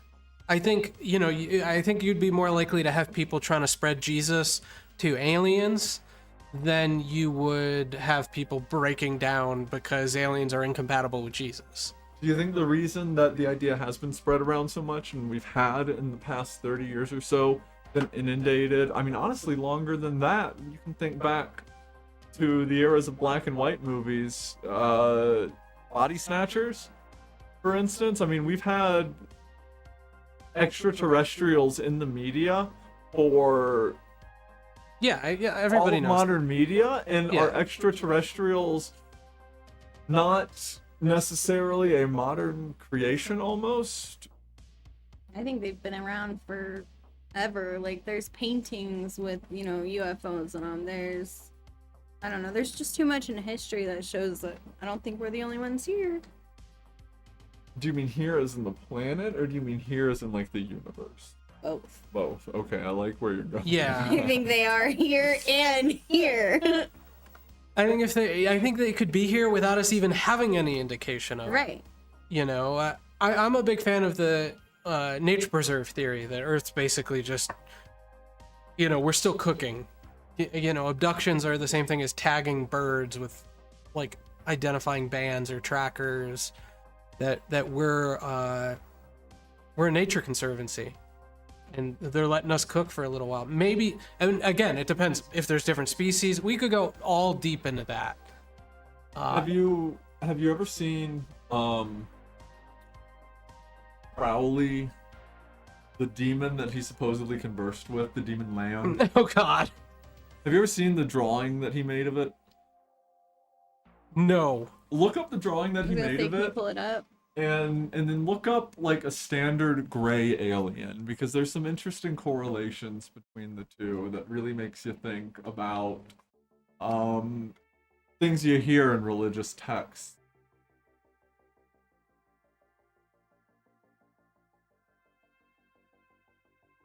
This thing? Yeah. So Crowley, for those who don't know, is one of the most famous esotericists, occultists. There's a few Wasn't he a different... Satanist? He was a Satanist, yeah. Theistic Satanism, I believe, not LaVeyan Satanism, which was Anton LaVey. Yeah. That's a completely You know what's different... crazy is last night we watched a movie called The Devil's Reign. That's what I was Jacqueline and I. Okay. It was weird. It was interesting. LaVey's in it. What's his name? LaVey. Anton LaVey. You know, I find LaVey He's interesting. in the movie. I find LaVey more interesting than I do Crowley in a way as a person. I think Crowley's like occultism is more interesting. I think LaVey's a funky guy though. Well, he was like in a couple of flashes or something, but like William Shatner stars in the movie, and it's a, so young. I was like, who is that? Like, he looks familiar, but I have no. And he's like, Captain Kirk. that's exactly what he said. I was like, oh, you mean the one in Miss Congeniality? yeah, I kept saying Captain Kirk, That was me. but I think that was post his Captain Kirk days, at least Okay. the few first seasons of Star Trek. Anyway, yeah, I mean, it does look like an alien. I mean, it's very similar to a contemporary gray alien, bar the eyes being smaller. You're gonna go full Alex Jones and be like, the DMT interdimensional demons. Look, all I'm saying is Lovecraft wrote a story about the corner folk. Lovecraft wrote a story about literally everything. Yeah.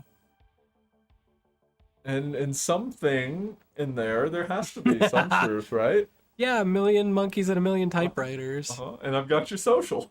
That's all I need. Yeah, yeah. But yeah, so I mean, this is like interesting religious alien occultism. Like, are you seeing aliens? Are you seeing prototypical demons? Are you interacting with, you know, multi-dimensional Gnostic beings? Like, what do you have going on here? What is actually at play are we talking about? Well, like, I joke about it, but it's kind of true. People talking about common experiences with dimethyltryptamine entities or psychedelic entities that, you know, on trips, they all seem to encounter some sort of other intelligence entity that is aware of their presence, as well as potentially presences of others who have either been on those compounds in the past or maybe the future. And a lot of people do say they're aliens or some sort of intelligence, but like Carl Jung has a book. I have a book of Carl Jung's about his theories on UFOs, and that the basic, if I remember it correctly, it's basically there's some sort of archetypal intrusion into our world from our own minds. Interesting. They're a projection from an archetype, and you know, I think he would say the same thing of DMT or or how when did he talk to this freaking alien thing? I am not 100% sure. It was at some point during his life he summoned it to speak to it. George. Well, in any case, it's a, transcension. You're in this modality of transcension, and you have this possibility of coming up against these entities. Are they really real, or are they fragments of your own Subconscious mind? Yeah. That's an interesting one, and we could, and I don't know if it's pertinent if I want to dive too deep into this rabbit hole right now. We could talk about panpsychism and consciousness begetting matter, and the tune in. You might be a receptor for consciousness more than you are actually conscious yourself, and that when you are able to change the frequency that your consciousness is receiving, you might be opened up to experiences that are beyond the normal sensory gateway. Right. Yeah, your radio dial expands out. Exactly. Yeah. So I mean, and there's even something to be said for that, and it's not necessarily that it's an entity communicating with you, but it might just be you noticing some intelligence in the design of it. The nebulous it, No, I don't know. Can you elaborate on that? No, that's why it's called the nebulous it. It's nebulous. Is this like Taoism, like the Godhead? I don't know how to reference it without. I don't know how to reference the idea of a Godhead without referencing necessarily a Godhead and making things charged with New Age nonsense. We'll have to do like another episode on this, because we could go deep into panpsychism and this kind of stuff, and honestly we're probably going to touch on it all the time. But I don't know what you mean by the nebulous it. To me, when you say you can't describe it, I think of like Taoism, like the Tao that can be named is not the real Tao, world of things, world of ideas. Then that's kind of world of forms, world of ideas. That's kind of where it's heading. Yeah, there's an it. That's it. And it's it. Nothing else is it, but it is it. That's the nebulous it. Yeah. I like the nebulous it. That's gonna be my superhero name. No. Man, I wish somebody would chat us. We've had nobody in chat. I don't know if we got anybody watching. We have 3 viewers of some sort. Hello. On YouTube? Hello. You might be me. You might be us. It might be us. But that's okay. I'm not watching, so hopefully somebody's watching. Yeah, we had like a couple on Rumble on and off, but we should probably get to the attempt to do a call-in segment here. But before we do, as we continue to spiral into panpsychism, I've got a bunch of other links in front of me we were going to look at. What is this? Diego Garcia, do you want to watch this? Do you want to save this? Let's save that one, because it dives a little bit back into the MH370 stuff, and I've got a few more files I need to get together to really piece that one together. I've got some disparate links, but my thread on my conspiracy board just ain't read enough yet. Do you want to pull up the... Is this the yeah, let me... hearing stuff? Is that... Let me... Yes. Okay, I can pull that up if there's something you want to say about it. If it's not it, I can find it. It is. And I'm not exactly sure where in this... Can you toss me the jump drive real quick? I don't have that on this. Oops. I don't know who Jim Sullivan is, but Semi-Van. Talking about the orbs. In that video? No, just very specifically orb entities that are related to... I don't think we need to watch his video, but no, was there something from there? It was just something that I found interesting to reference if we needed to. This doesn't look like the first document. I thought there was a different PDF that I had pulled. I think it might have been. This is the right one. Oh, okay. Okay, cool. Then there's this Peruvian pact with the U.S. Stop drug planes. I've got that pulled up. I've got a bunch of stuff, and we've expanded every little point out so far. in there with the camera.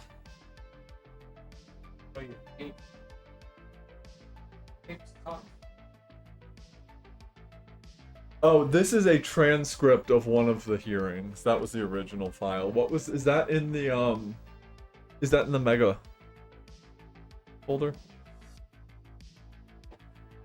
I don't know. What's in the mega folder? Was that video, this file in the mega folder, or was it on this jump drive? No, it was a link you sent me. It's actually a website. Oh. Where did I send it? I don't know. I think you put it in the chapter. Yes.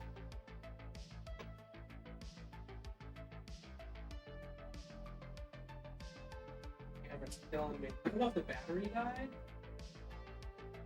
We don't have a battery.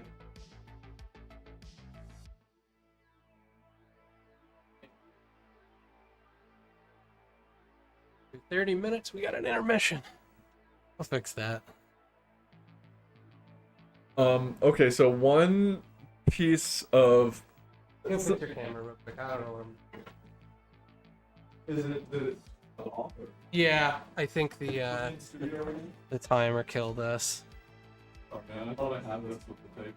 How dare you! You failed us on our premiere stream! I would have expected a technical difficulty. That's gonna cry. Forget this! Forget this! I'm done!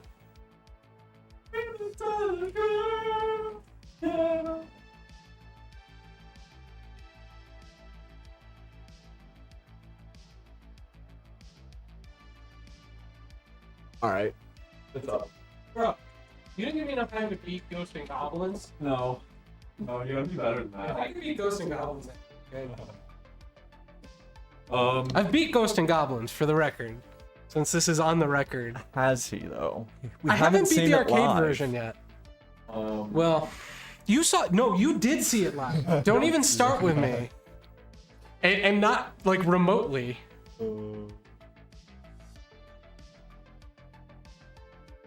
Alright, so something I want to point out before we get too deep into this document is that there are...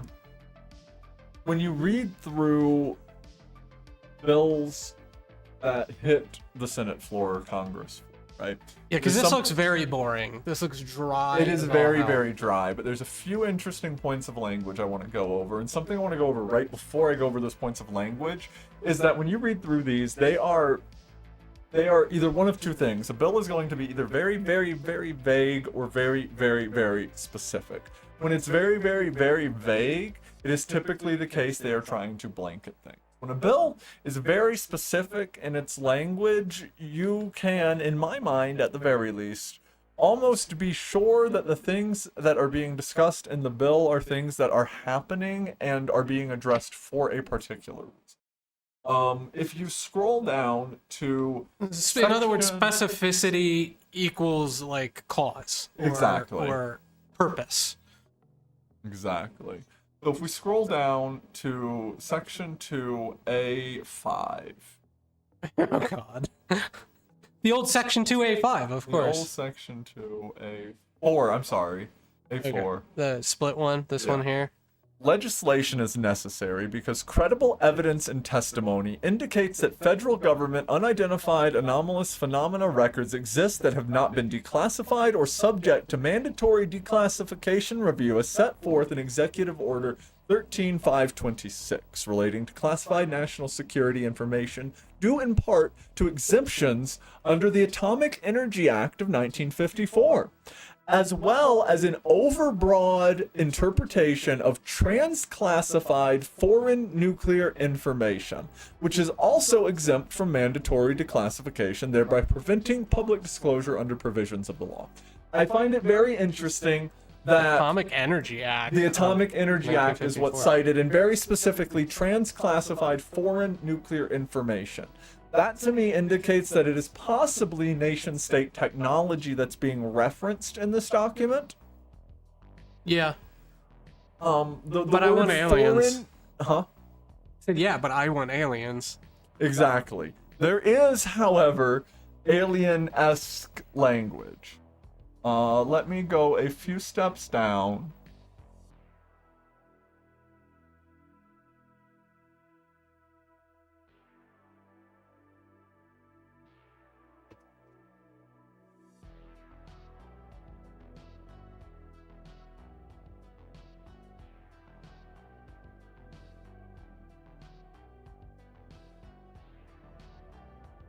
I mean, that is very specific. All right, but it also go kind of to- reads as like, no duh. Yeah. Can I get you down to section 3, number 12? Yeah, I just can't scroll on that screen. Section 312? Yeah. Section 3, definitions. We're going to look at Article 12 in section 3. In definitions? Mhm. Oh, here This we is go. going to be the definition Non-human for non-human intelligence. intelligence. The term non-human intelligence means any sentient, intelligent, non-human life form, regardless of nature or ultimate origin, that may be presumed responsible for unidentified anomalous phenomena or of which the federal government has become aware. Okay, Now, so non-human not intelligence. AI. So not AI. Sentient, intelligent, non-human life form. Sentience implies not necessarily sapience, so not necessarily consciousness, sapience is- however, it implies intelligence. Yeah. Maybe not biological life, but their sentience. Well, number one, that's a hard thing to kind of put your finger on. True, and in a legalese definition, even harder so. Yeah. Yeah. Yeah. So is intelligence. It's like consciousness. What is consciousness? But they're implying aliens is what they're doing. They're implying something of a human level or greater intelligence that is not built by or connected to humans. Absolutely, 110%. And if we scroll down to section 14 in section 3, we can see even further the delineation under the definition here of prosaic attribution. The term prosaic attribution means having a human, either foreign or domestic origin, and operating according to current proven and generally understood scientific and engineering principles and established laws of nature, and not attributable to non-human intelligence. Now, if we take that into consideration with what we just read, showing a proper delineation between the two, and we scroll down to section 18, keeping both of those in mind, Yes, Professor. we come across technologies of unknown origin. The term technologies of unknown origin means any materials or metamaterials, ejecta, crash debris, mechanisms, machinery, equipment, assemblies, subassemblies, engineering models, processes, damaged or intact aerospace vehicles, damaged or intact ocean surface and undersea craft associated with unidentified yelling at anomalous me. phenomenon, incorporating science and technology that lacks prosaic attribution or known means of human manufacture. All of these definitions are delineated and specified and here set forth for a very specific reason. If they did not know that these things were being kept, like, not disclosed, if there wasn't someone that knew this language would not be here the way it was. It would get laughed out. Well, they're attempting to create legal definitions of aliens and extraterrestrials and UFOs, but who wrote this? Who wrote this amendment? I believe the authors are at the top. I'm not 100%. Amendment intended and proposed by Mr. Schumer. I assume that's Chuck Schumer. Chuck Schumer. Mr. Round. So we're talking about, Rubio. Yeah, Rubio. We're talking about senators here that wrote this. Absolutely. Well, what was the guy from Nevada? Used to be Speaker of the House, I want to say, or maybe it was Senate Majority Leader. He's been really big into UFOs, and he's retired. We talk about Mitch McConnell having his senile moments, which is really kind of sad to see. This guy got out before that. Yeah. Can't think of his name at the moment. But he was really big in UFO stuff, especially being from the state of Nevada, and he pushed a lot of this stuff too. He's on a lot of disclosure documentaries and stuff like that. Interesting. I'll find his name. We do have more interesting language. Section 3, Article 21. Starts going over specifically what they define. Harry Reid. I'm sorry. Harry you're good. Reid is who I was speaking about. Gotcha. I've heard the name before. Yeah, really interesting. If you want to look into somebody who pushed for disclosure, who was in a major position of power, he is one. And he does seem pretty down to earth and, I want to say forthwith about it. All right, so where are we going here, Chance? Quick tangent back to that. I am always curiously skeptical of people that are as forthwith as they are with secrets like that and able to get away with it unscathed. It's yeah, interesting I don't know. to me. It's interesting to me. We've got Section 3, Article 21. We have unidentified anomalous phenomenon. Section A, references to in general. And a lot of this, I'm going to skim over part of it here, but most of it is reference up, way past. What page? Up one more. Right here. It's on this one. No, up. Sorry. This one. So the general paragraph right above what we're seeing here just kind of goes into these things have strange behaviors that we can't account for with our current understanding of modern science. physics. Instantaneous acceleration absent of inertia, hypersonic velocity without breaking the sound barrier and producing a shockwave, transmedium travel, which is interesting and references the air to undersea travel as well that we saw above watercraft, because there are a lot of videos and theories posited forth of apparent phenomena happening at the surface of the sea, craft rising in and out of the sea, which I find very interesting. Positive lift, contrary to known aerodynamic principles, those orbs sure were able to stay in the air as orbs, weren't they? It was a little interesting. Multispectral signal control is interesting. That is in reference to being undetectable on radar, being undetectable on sonar if they are underwater, things like that, being able to tone down their reported signals.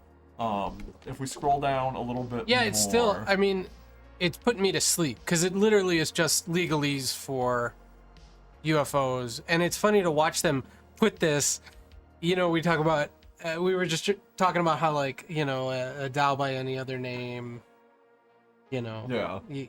I mean, there's other videos, though, like over the ocean, like you said, from jet airplanes. You can find them on YouTube where they see a space-like craft come out of the water and then back in. It's like, there's some crazy ones. A lot of them, like, out of, like, Alaska. A lot of, like, flights that go over, like, the Aleutian Islands and stuff seems to be a popular... That's interesting. Yeah. I say seems to be popular, but there's definitely been a lot of cases where over the Aleutian Islands they've seen UFOs and stuff like that. There is one more point on this page. Everything beyond what I'm about to show you, I've read through almost all of this, and it does turn into excruciating legalese after that. But scroll up to the very top of the page you're on here. Down. Right there, number 6. Physical or invasive biological effects to close observers and the environment. Ooh. Crop circles show radiation damage on crop circles that have been shown to be questionably made by humans, things that are not definitively a human invention. There are also stories like the gentleman that saw a UFO in his... he was on a camping trip and he went next to it. The story goes almost that it crash landed in front of him and he ended up next to it and it blasted him and he had like a burn, this like the shape of a square through his clothes and onto his body. And you can find videos and when was this event? Do you have any images. This idea? was in the cameras were still black and white. Oh, okay. So it was a long time ago. I don't know exactly when. 1900s, obviously, somewhere in the early 1900s, I would imagine. But it's in medical literature. You can find the case for it out and about. I'm not sure the guy's name anymore. I read about it a while ago, but you can see those invasive effects. Well, the Peruvian face suckers. Where was that Portuguese one? That documentary came out recently. The Jeremy Corbell or something. There's a documentary recently. Well, we watched it. Yeah. Yeah, where was that case where everybody who came into contact with this being apparently I thought it died was in Peru. through basically sepsis, like or they just Portugal or yeah, some like that. South American country with a P. Sorry, I can't think of it at the moment. We've been going through a lot tonight, so. Well, that's both very interesting to see this stuff put in a document and also incredibly boring. So bad. So yeah, that was fun. Don't worry. Anything I will else do you all want of to see this. here? Or, well, yeah, you're gonna dig through it All for the us. And find the little juicy bits. parts. Don't worry. Well, there you go. There's at least an initial like take on the UAP hearings and a little bit of a dig into it as we begin to sift through the documents. We'll absolutely have more coverage. That being an ongoing event, we aren't going to we're not going to give you the day-by-day breakdown, but we'll talk about the big things that come out of that for sure. Yeah, we because I might think as it's well. I think it's something we'd all be quite interested in here. You guys want a drink or anything? Yeah. You guys a drink? What do you want? You want a margarita? Are you gonna pass out? Yes, Live probably. on air? Oh, Like, I can grab a margarita if you guys want to hold down the tip for a minute. You want something? I'm good. Thank you, baby. You're welcome. Do you want me to pull anything up before I dip out for a second? Don't you dare talk about Shazam without me. I don't know if Never. I mean, I'm gonna we've step been away on. and go real fast. I'll be right back. Pull up the. And actually. Okay, you guys run to the. You guys go to the bathroom and then I'll get up. It's intermission time. I'll go to my camera for a minute. Oh, it's so lonely. It's so lonely in here. Look at that. Hey, I get to be on camera. Look at that. Gosh, I don't know if there's anybody in chat. I don't know that legalese stuff to me just gets. I lose it. I don't think it makes very interesting content from our perspective, but I almost feel obligated for us to cover it to some degree because it is that interesting. But I don't know where we're going with it. Like, it's not as cool as watching the Malaysian flight video that we were watching a minute ago. That's, I don't know, it's visual, so it's interesting. It feels like you're dealing firsthand with the evidence rather than just reading something on a legal document. But, you know, I'd love to know whether that's something you guys want us to cover or not. It's hard to put your finger on that stuff too, because what's distraction, what's real, who's a credible source, who isn't a credible source. When it comes to those governmental hearings, it gets deep, you know. Let's see, what do we got here? Can I bring up?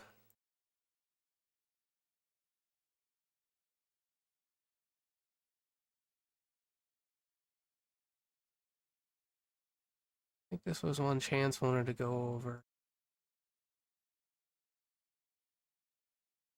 I want to do some Bigfoot stuff soon. I'm a bit of a Sasquatch aficionado, and it wouldn't take much for me to fill up a lot of content with Bigfoot stuff.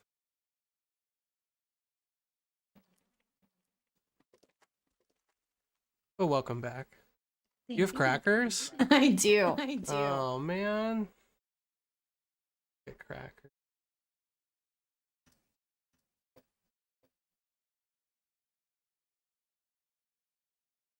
I was just saying, I'd like to do some Bigfoot stuff, and that legalese about the UAP hearings just starts to bore me. You're gonna have to take those like out of that thing because it's fine for now, but once we're doing the show, you don't want to hear that crank. Or once we're doing the show right now. We're pretty laid back. No, you're fine. I can grab you a plate. I don't know if you really want me to blend do something right now. Why don't I just get you something else? Okay. Yeah, I was drinking a Red Bull too. Yeah, I'm way more impressed with the video than I am anything that you can put on some legal document, you know?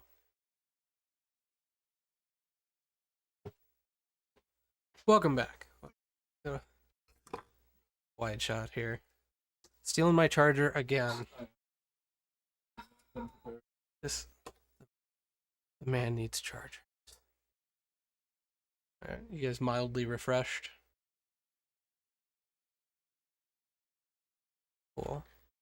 Yeah, so I had a couple of these other tabs open. I know we said we're gonna save the Diego Garcia thing. These Peruvian things, you want to look at those? So This one first, or yeah, here, I'll yeah, pull a this'll couple. give us a good. This is the Guardian. There is this.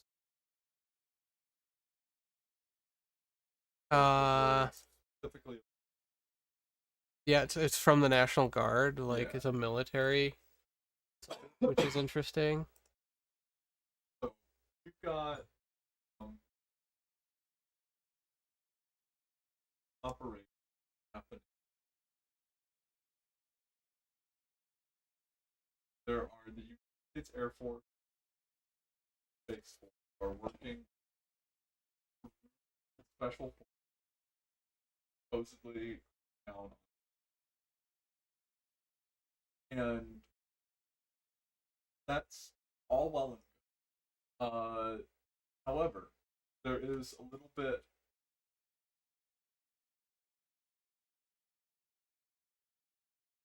popping up. Village.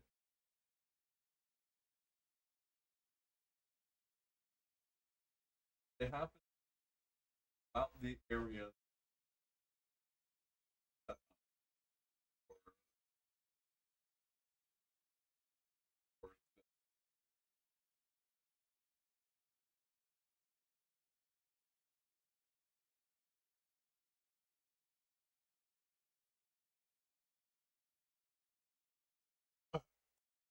Oh.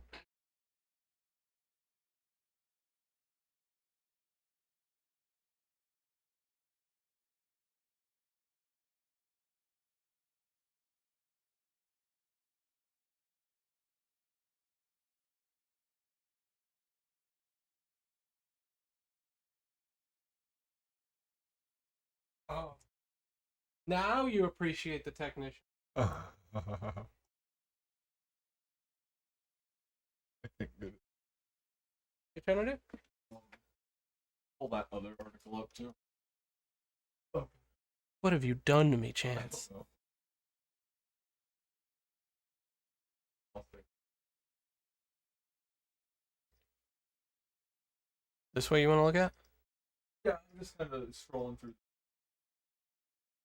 a couple different articles showing represent.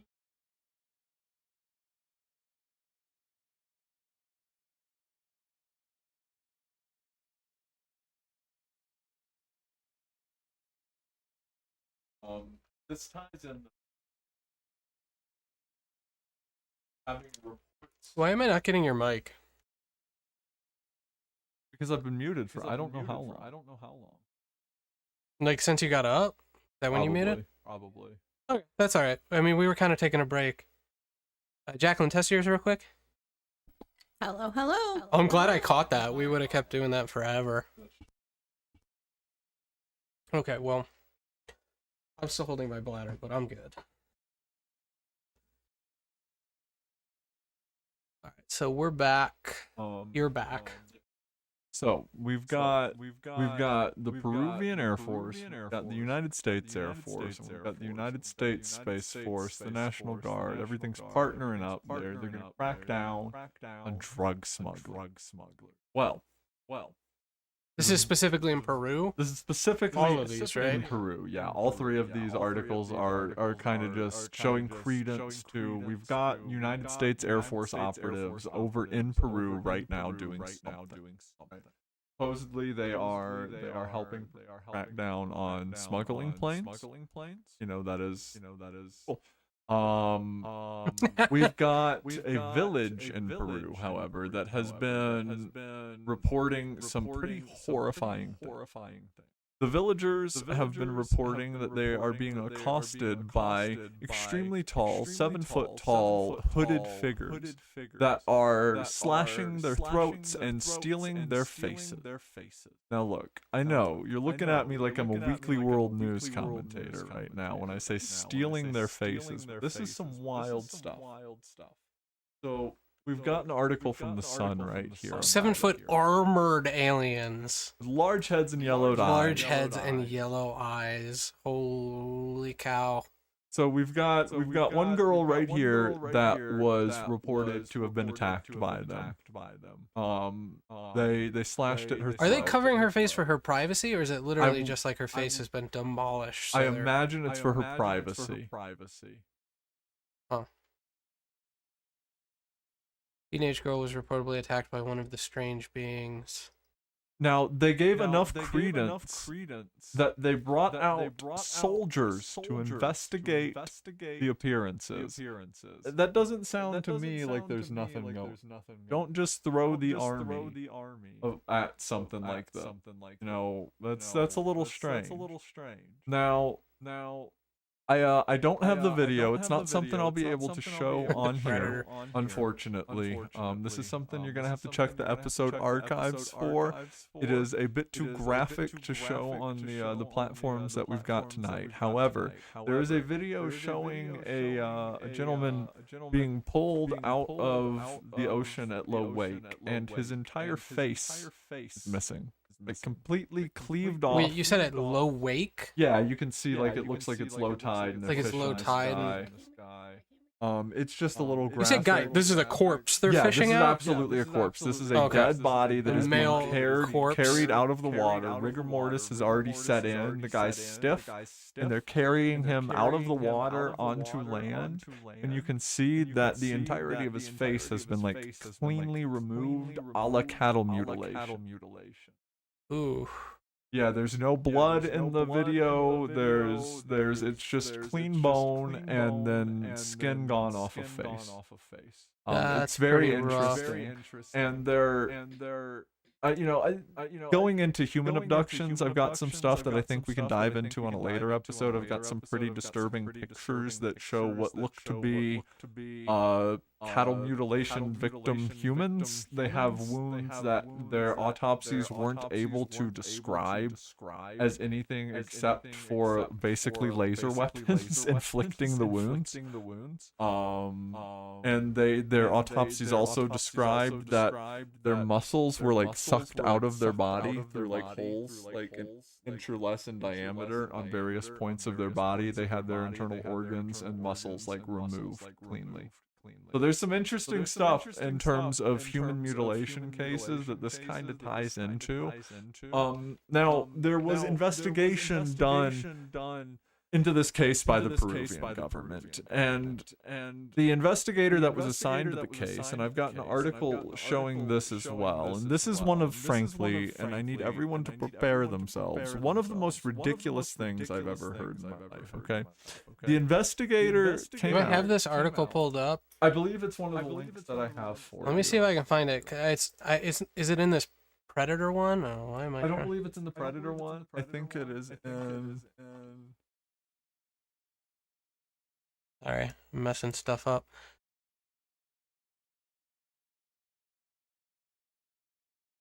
I don't imagine it's in this National Guard. No, Mill. it's not in this one. This .mil. It wouldn't be one of the ones I had pulled up. So you're drawing a connection between these Peruvian, all these Peruvian articles. Absolutely. Is there a date on this? The 12th of August. When was this one from? August 7th. Okay, so this happens on the 7th, and now all of a sudden we have on the 12th, Peru announces AR security pact with U.S. in bid to stop. Dude, I mean, this is good work. This is good work. There's some funky stuff going on, man. The investigator that was assigned to the case. The words that are about to come out of my mouth baffle me that this was an official statement given as a proper cause of these events. Illegal gangs of gold miners flying on jetpacks, wearing clown masks, wielding machetes, are terrorizing the villagers out of their homes so that they can be claimed by the gold mining gangs of Peru. Run that by me again. Go ahead and repeat that. illegal gold mining gang. Flying on jetpacks, wearing clown masks, and wielding machetes, are terrorizing the residents of this village in such a way that they will leave the village, so the gold mining Peruvian gangs can lay claim to the land and make their fortune. That's an official response from the investigator. I think it might be on. My laptop.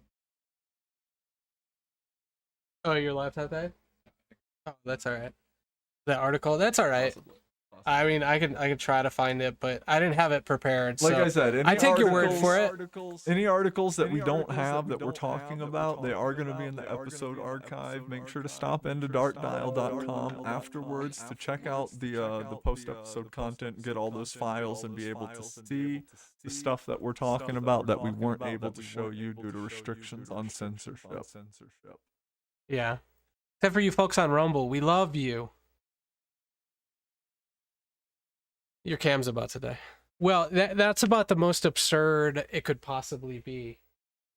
And that timing is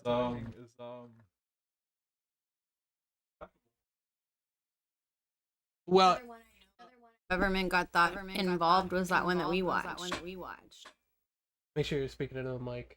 I wasn't on for a second. Your mic was muted? Yeah, I had muted it. Oh, don't stop muting your mic. But yeah, the one that we watched, that was completely in a different language. That's when the government got really involved, and then everybody that tried to go after them, find out what was going on. There was new stories, new news clips. They had pretty much hidden it all. Yeah. I mean, that's the MO every time. But I really like the timing of these articles. If I have anything to say about it, it's just that. Again, what is this? Not even a week later? Not even a week later. Look at I'm not sure when the other two exactly came in. I mean, this one comes in the 7th of August. 5 days later, Peru announces air pack security with the U.S. to stop drug planes. And they sent. We don't even stop drug planes here. Yeah. This one's the 21st. Enabled airmen to facilitate trilateral agreement with Peru, Air Force, Southern West Virginia National Guard. West Virginia National Guard. You know what else is in West Virginia? And this one's before it, June 20th. So maybe this was in the works beforehand. Still, I don't know. It all does kind of line up. Like this one kind of predates them. If this is accurate. In political time, though, that's a day. You know what I mean? It's like dog years, but politician years. That's like a day. Yeah. I don't know. I get what you're saying. It is a little bit before, but that is June to August, a month and a half. Basically. So again, begs the question.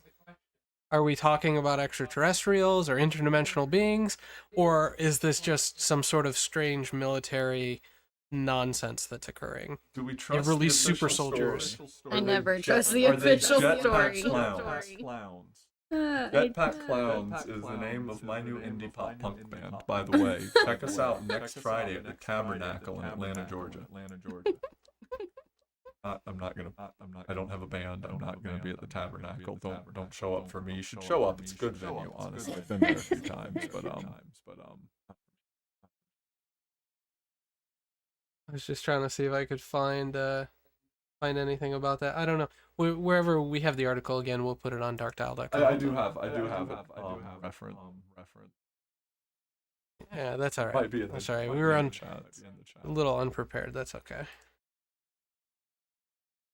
Well, that's a wild story. I think nobody seems to be. I haven't heard anybody talk about this. Have you picked this up anywhere else? Outside of the places I find my places, things. Okay, so it's on 4chan. Yeah. All right. Well, I mean, that's still an interesting connection, to say the least. Very cool. There's something going on, man. Something funky. Those dogs want those crackers. Oh my god, they won't stop staring at me now. No, They're you have so mad that I will not give them any more crack. two of our most No, I important don't viewers have right anything else. No, I don't. These are my reds. Reds ain't for you. I gave them enough, I swear, y'all. They eat.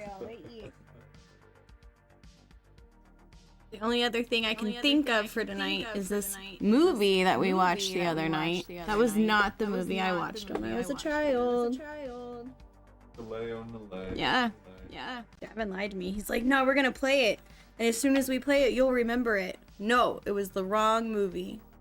You guys got audio? Yeah. Oh? Okay. Because it was off. I just turned it back on. Well, and I had the stupid music off, so trying to create atmosphere here, but there's a lot. I'm managing like 6 screens at once. Okay, so you want to talk? Are we going into the Kazam? Yeah, we're going into it because you made me go into it this week by watching it. Okay. Chance, what do you got to say about the Mandela effect? Look, all I know for a fact, when I was a child, Berenstain Bears. Yes! They were not. Now they're like Berenstein or something. It's No, like it is saying, different and yeah. it's been changed. But the Berenstain Bears were an integral part of my childhood. I mean, not really. But like, I read a few of their books when I was a kid, man, and I liked them. I dug them. I mean, I remember them. They've changed the spelling on it. No, I just think we all pronounced it wrong. No, just like the Wiener Cart, man. They've changed the spelling on that too. Chick-fil-A. The Wiener Cart? The Fruit of the Loom, man. The Wiener Cart? You mean the Wienermobile? Mobile. Yes. Don't even mess with me. They've changed the spelling. Yes, exactly. I have a collection of wiener whistles. Oscar, may I change this word and confuse the entire population? I don't know. That's what that sounds like to me. I think so. I have a collection of wiener whistles Go get them. from when I was a kid. You want me to get them? I'll go get them. We'll do this. We need to know what they were saying. Oh man, no man. There's that stuff's weird, you know, and it's like people tout like collective misremembrance, right? But I tout no. I know I can remember things, and that movie was not what I remembered. What gets me, the one that just really rustles my jimmies, just absolutely scrambles my Thompsons, is Chick-fil-A. When I was a kid, I lived in the land of Chick-fil-A. They were every street corner. You had Chick-fil-A's and Baptist churches as far as the eye could see. I swear to God. We always joked about Chick-fil-A, that it was Chick-fil-A. Yeah. Chic-fil-A. Chick-fil-A. Right? Chick-fil-A. No, it has never been Chick-fil-A. There's always been a K in it. When I learned that, when I discovered that, it broke me in several different ways. One, because I love their chicken. And I feel like I'm being lied to by the chicken gods, and I'm not very appreciative of that, if I'm being honest. And two, like, I have distinct vivid memories of making that joke and of other people making that joke. And are you telling me they've just been implanted in my head by myself? I don't know. Look, either they changed chicken, or they changed the chicken place, or they're like implanting memories in my brain. He found his wieners. Oh, the wiener whistles. And he actually knew exactly where they were. Number one, you guys are right. They did change the name. Told you. Hang on.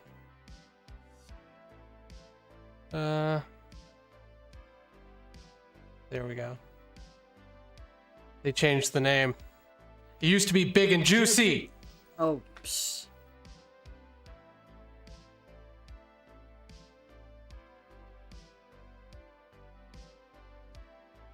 I don't know. Now I'm hungry. I've been hungry. So number one, they're all Oscar Mayer, right? But everybody pronounced it Meyer. They're just common mispronunciations. See on this one. Oh, it does work. Check out this one. This one glows in the dark. Didn't they have a little jingle? Yeah, I wish I was an Oscar Mayer wiener. Meyer! That is all I'd really like to be. Meyer! It's there! It's right there! You sing it! Yeah. You can't sing it any other way or it doesn't work. The, like, syllables don't It's flow. focused. No. Meyer, there's no way you can spell that with an A. Look. Here's another like RC car, Oscar Mayer car. And yes, they all say Meyer. But yes, it's Oscar Mayer wiener. It was a common mispronunciation. But their But I song. remember seeing Bro, it with an E. Their song mispronounced. Bro, I call Reese's Pieces because I'm stupid and I'm from the north. But their song said Oscar Mayer. How'd they mispronounce it in their own song? Oh, you had the look. There we go. Mandela effect. Look, I got a bunch of them that are like sealed. I have, this is actually ironic because I have some like Chick-fil-A plushies that I got at the Chick-fil-A bowl. They dropped them from the top of the stadium with little parachutes on That's them. kind of cool. Hey, do you steal my whistle? Okay, I put it Don't back be over stealing there. my whistle. Your I big didn't and juicy steal wiener's it. right the big there, and man. juicy wiener's steal my right whistle. there. Big and juicy. Big and juicy. Yeah, man. Yeah, I really want hot dogs right now. You know. Like a lot of them. Like I Well- want to win a hot dog speed eating competition or something. I think that Okay, would be you ready for this one? Oh gosh. It's a pickle whistle. Oh no. Oh, you've just activated legions of Rick and Morty fanboys. It's a Burger King pickle whistle. It's a piccolo. Oh, piccolo. No, they did it. It's a piccolo. Here, want the piccolo? I didn't remember that, by the way. That was in here. Oh my god. That's so funny. That's so funny. That's so good. Oh my god, that is a top-notch pun. That is so good. This glow in the dark one gets me the most. You have a glow in the dark wiener? That's like this is like the old school one. Yeah. This is scary because it's just the wind. It's like well, the rest of them were like the Wienermobile. But this is the one when I was younger, they had this one. You can even put this on a necklace and wear it. Had like a wider base.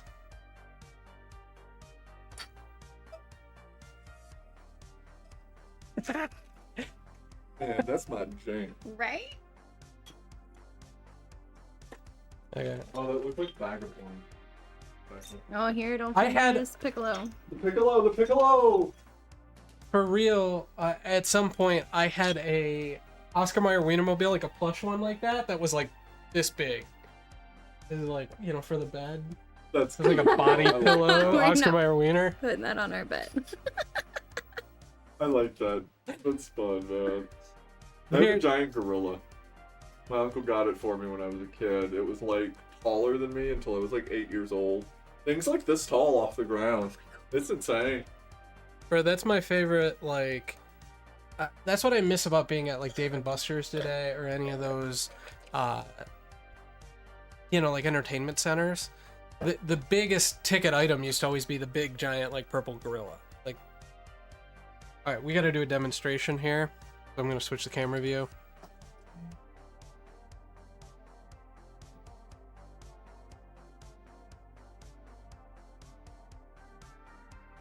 You know how much camel cash I have? I don't even know what oh, from, like, the cigarettes? Uh-huh. No. Did your 1,000. dad used to smoke camels or Yeah. something? It's a camel. That's fun. Yeah, I don't know what this... I got this at an antique shop when I was a kid, so I don't know. Camels It's like a used to Cracker be Jack toy or something. indigenous to the States. They were not indigenous. They were... Okay, yeah, that's the released. wrong use of that. No, you're right. Yeah. It's the wrong use of that one. That's my bad. They were released by the military. The military. I think the army used them for a while in the Southwest, and then people used to, after they were released, they would say they would see like groups of camels moving throughout the American Southwest. Did they all die off? Which is real cool. I wish they didn't. I'd like to see roving camels. Dude, they're trying to kill all the horses that are left.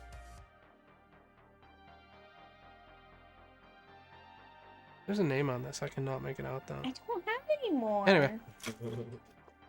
Yorgi. Alright, well, this has gone off the edge.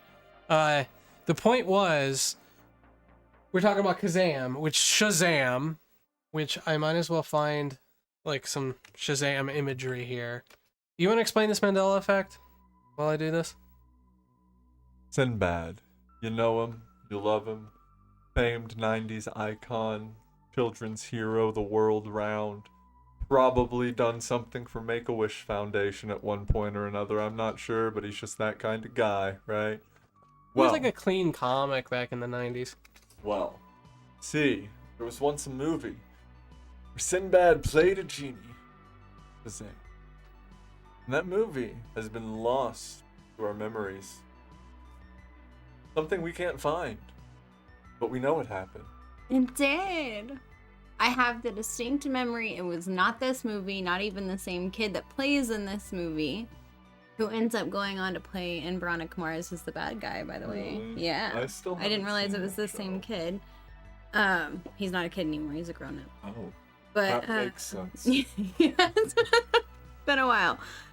No, the memory I have is Sinbad's in an attic.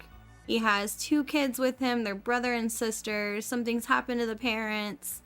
And he like pops up in different places. He pops up on a plate. He pops up in a room. None of that was on this one. It's not the same movie. Well, Shaquille O'Neal is very large. I don't think he could pop up very many. So I'm going to have to agree with you. So I have this vague memory of this too, and I thought it was Sinbad, I think, but I was also young enough that I probably didn't know what I was talking about, you know, because I remember Sinbad from the time. I do So too. people believe that there was a movie called Shazam where Sinbad played a genie, and the images that you see on the screen here are fake. The reality is there was a movie called Kazam with Shaquille O'Neal. And we all love Shaq. We have to get that out of the way first, Yes, right? of course Shaq's we great. do. All right, cool. But Can't be that's dissing my not man Shaq. what I remember. It's not the movie I remember. The question is, why? Why is this misconception occur? And I think I've come up with a number of answers. One of which is this. Number one, the name Sinbad, if you're not aware, is like an Arabic name, and there was like Sinbad adventures that included genies, like some classical stories and stuff.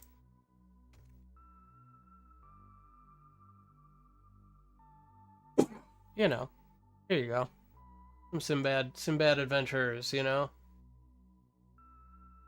Well, and this was just the animated one. There's some real old ones. Those were good.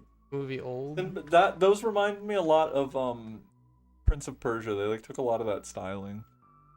So the Seventh Voyages of Sinbad, stuff like that. And there was ones where he encountered genies and similar. Wait, that hats, Cyclops was a headwear, Sinbad movie? I thought that was like a what's the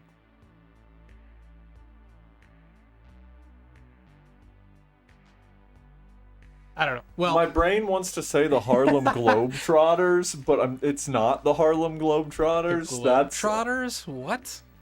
I know for a fact it's not the this Harlem Globetrotters. But I never watched these cartoons. I've never seen this. How would this be stuck in my brain?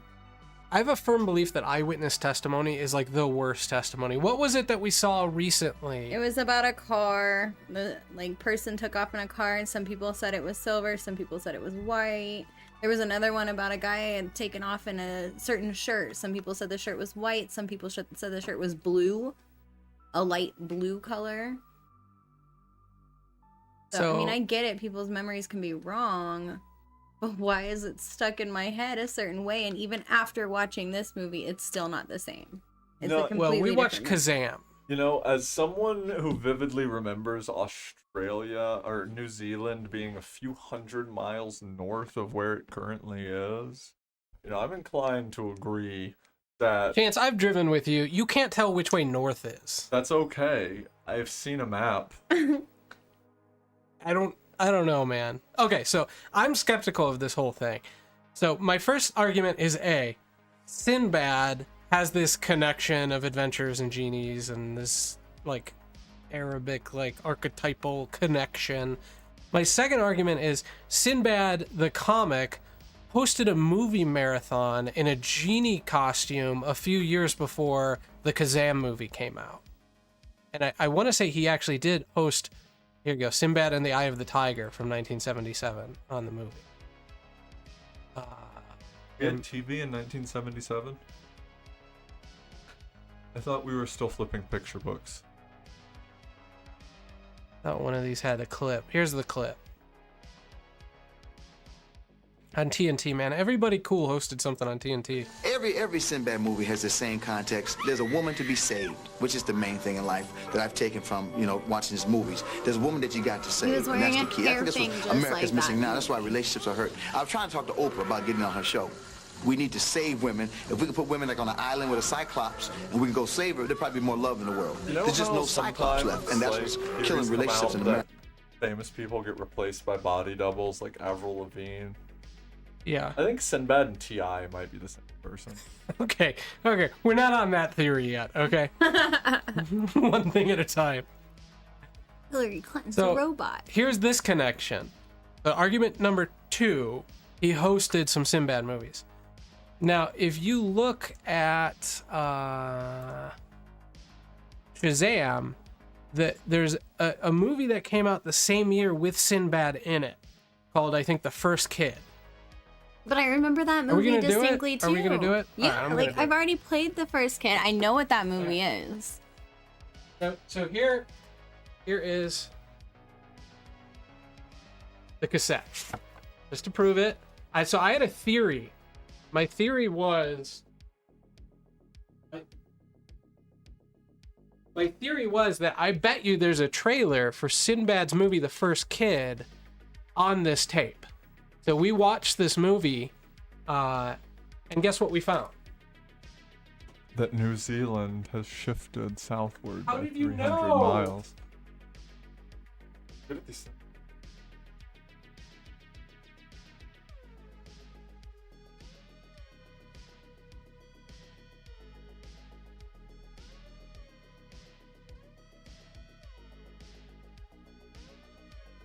We might have to do some real fast forwarding here. Good Will Hunting? No, it's that Robin Williams one where he's like an old man, but he's a kid. Benjamin Button, yeah, that's it. This looks weird. Is this Good Will Hunting? Yeah, this is Good Will Hunting. And is that Sean Connery? No. It kind of looked like. It was It Whoopi did, Goldberg but back when she was Whoopi fun. Goldberg- Oh my Yeah. god.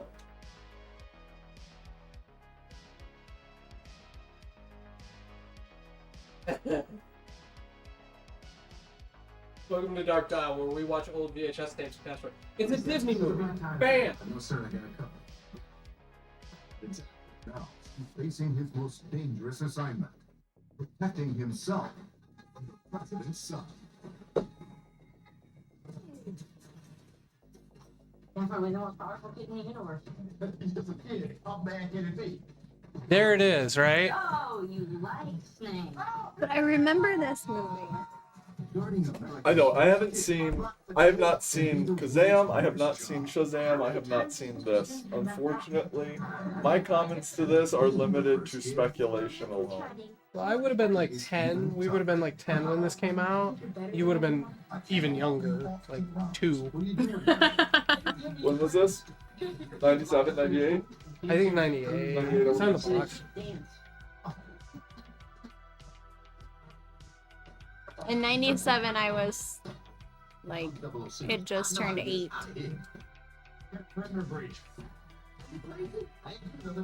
So this is just my point that I think an impressionable child's mind, especially my mind at that time, could have got these confused. born to serve. Just Or quantum immortality is real. It's way more realistic. I'm a skeptic sometimes, and with this, I'm a lot of those Mandela effects. People act like a Mandela effect is something supernatural, but the actual definition is literally like.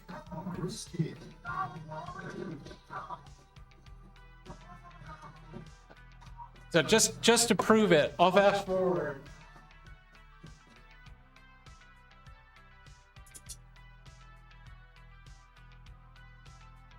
What do you remember? That's what I was saying. Well, of this particular movie? No, I mean we watched it. What you think this movie? What you thought Shazam? I thought it was Sinbad as a genie with two kids, a girl and a boy, who something happened to their parents, and this genie is supposed to help them try to get his parents back or something, or their parents back. And then Sinbad shows up in different places, but he's dressed how he, with a thing on his head. He pops up in different places. The one that's on here is just not the same. It's not the same movie.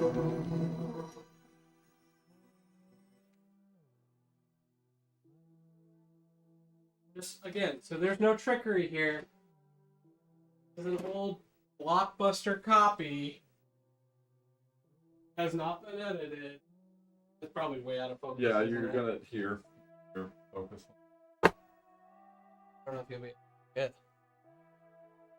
I can pull the things. I mean, because I am. Pay no mind to the tape splicer off screen. Yeah. People used to swap the tapes out from inside the tape, which I find hilarious. Yeah, you'd have to be pretty desperate. You could have just dubbed it over, made a copy, or if you were smart, what you did is you made a copy and you put the copy in the video. Yep. No doubt. What's the family fun Sinbad Shazam? Where's this? Here left. Down. Hang on, let me get the screen grab up. That's the thing, though. I don't think we're gonna be able to find evidence of this. I think it's just poof, gone. It's just what other people remember, like me. Well, this is the evidence that I've found. Look, there it is.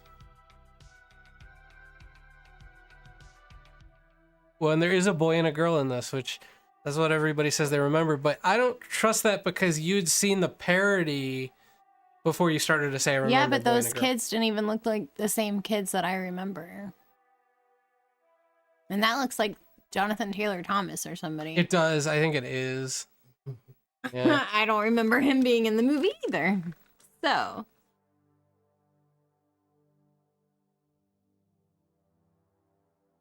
Well, that's our. When I had just seen the parody, not even that long ago, and what my memory was prior to that. Yeah. Well, in any case, Mandela effect, I don't trust it. I don't trust it, and I think there's enough circumstantial evidence to explain the confusion there.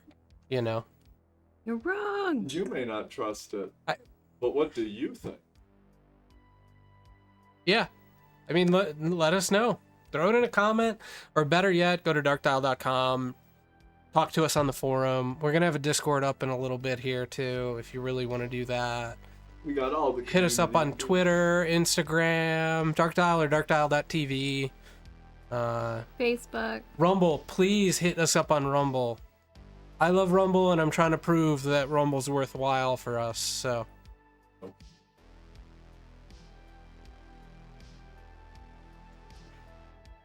I think, what did you call it earlier? Kazoo? Kazoo. My bad. See, if you can't remember that Kazam is not Kazoo. Kazoo. Come on, it's Kazoo. Everybody loves Kazoo. See, you talk about aliens in media. I gotta stop looking back at you guys. We're totally breaking the fourth wall here. I'm taking out toys and stuff. Sorry, I've been staring you down every time I talk to you. Well, yeah, not good habits. That's all right. We've only been on for 2 hours and 37 minutes. All right, so we open up some calls. Yeah. Go For the for it. love of God, if you're out there, call us. We want to hear from you. So if you don't already know, I'm gonna put our number up here. It's 35734 D dial is in dark dial. I'm gonna open up the phone lines now. If you're out there and watching, give us a ring. Love to hear what you No have pressure. to think about night's topics, and if you have anything of your own you'd like to discuss, stories. Yeah, just period. Even if you don't have any like paranormal stuff, if you just want to talk, give us a call. No pressure. We don't have a whole lot of viewers tonight. We're just getting kicked off here, so no big deal. But Come talk to us. Yeah, by all means.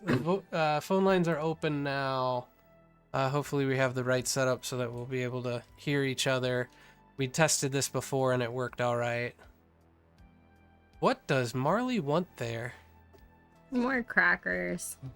He's just begging for crackers? Yeah. You want to talk about dogs? Call us, talk about dogs. I'm begging you, call us. Call us. Somebody, there's got to be like one person watching somewhere who owns a phone. If you don't own a phone, we do also accept Canon string, but we do require that you come set up the connection yourself. That'd actually be pretty cool. That doesn't work for shit though. Have you ever tried that? No. I did it. I did as a kid. Yeah, it doesn't work real. It works better if you have like a metal string. Yeah. Well, they have those ones at the park now that are like those little metal things that they hook on one side of the playground to the other, and you can talk through them. They have it up at the park in town. Here, I'll throw the call like image up in the background here. On top of that. There we go. Marley.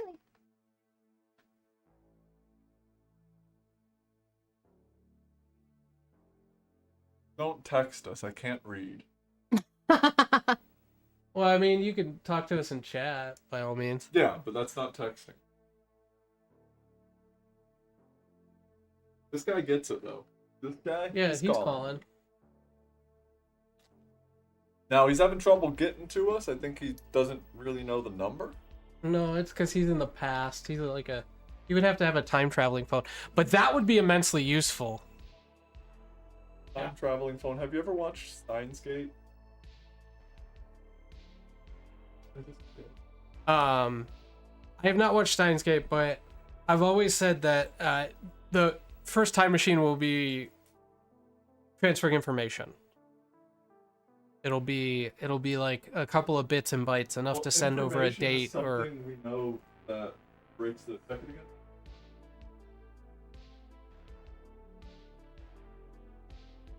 Hang on, let me go to. We're in. You gonna frame it up a little? We gotta fix that. Hey, I mean, we still were able to pull off the stream with it, but. Oh god, I got hiccup. Information is something that we know moves faster than the speed of light. Quantum entanglement, spooky action, distance, this information. If you can move faster than the speed of light, you're violating the causal relationship between space and time somehow. It's something we can't account for with modern physics. Well, I mean, with quantum entanglement, if you could, I mean, the idea is over a great distance, right? You could send information instantaneously, but I don't know how quantum entanglement works in time. If it had some sort of echo throughout time and you could send information back in time, I mean... Well, it has to be doing something through time because you're moving faster than the speed of light, right? So to achieve that is basically like poofing out of existence at one spot in time and reappearing later in another. Should I put a Discord message out for calls?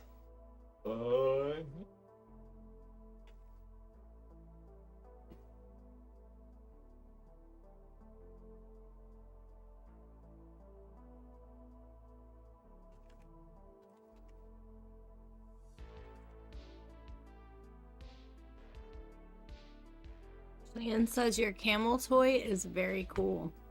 Is she watching? She must be. That's funny. I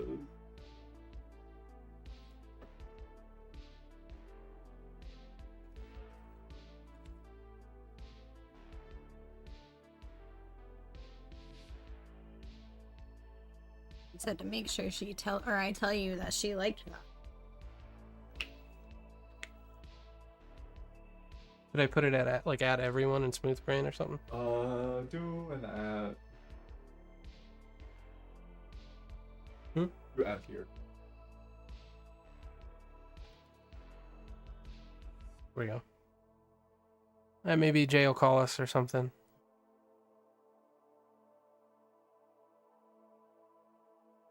It'll be you know, I'm glad that we got through almost 3 hours of the show before hitting the call segment, because, you know, obviously It's a lot longer than I expected each of those topics to be talkable about. I'm kind of just lost myself in the woo. I'm honestly not surprised. I figured we would do that to it. There's a lot to dig into. And the reality is we could have kept going on some of them. Like, we held back. Yeah, I can do a 3.5 hour rant on panpsychism. It's gonna happen one of these days.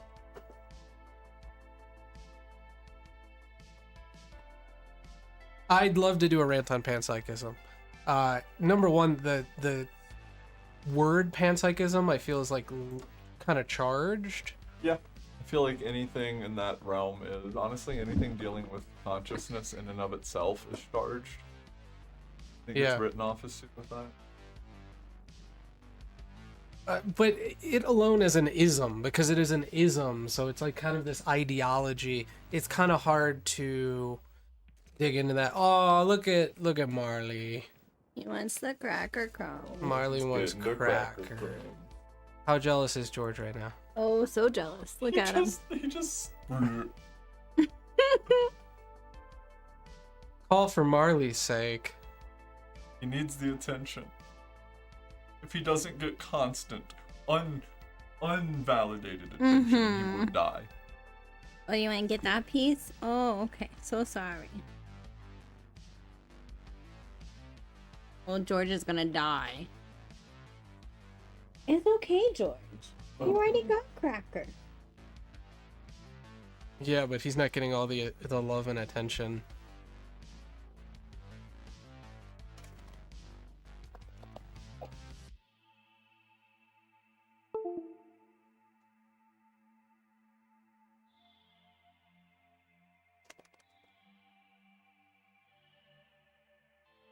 Really? Really, George? It's Marley's turn to shine. Marley wants to sit at the computer and pretend he doing auto work. Are you doing auto work?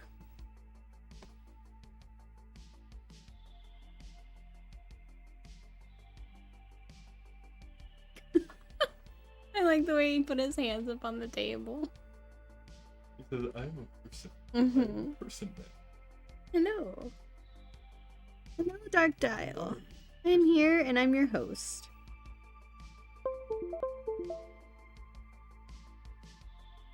I should just zoom in on Marley on the shot. What?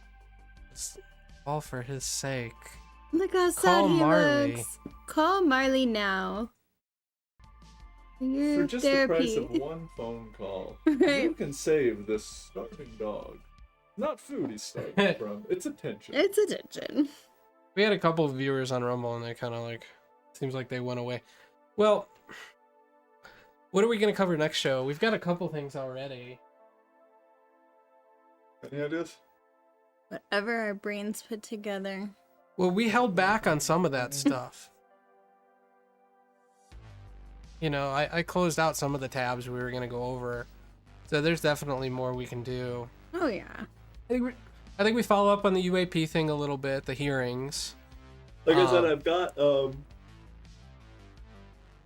to dig through it and find the parts that are actually worthwhile, so we don't have to skim through 35 pages of still on here. But I've got another transcript that actually came directly out of the hearing. It's a couple of different days worth of transcripts from like. Yeah. Yeah, I mean, there's a lot there to dig into. At some point I want to do a JFK show, but I don't want to do that until I feel like I'm fully prepared for it.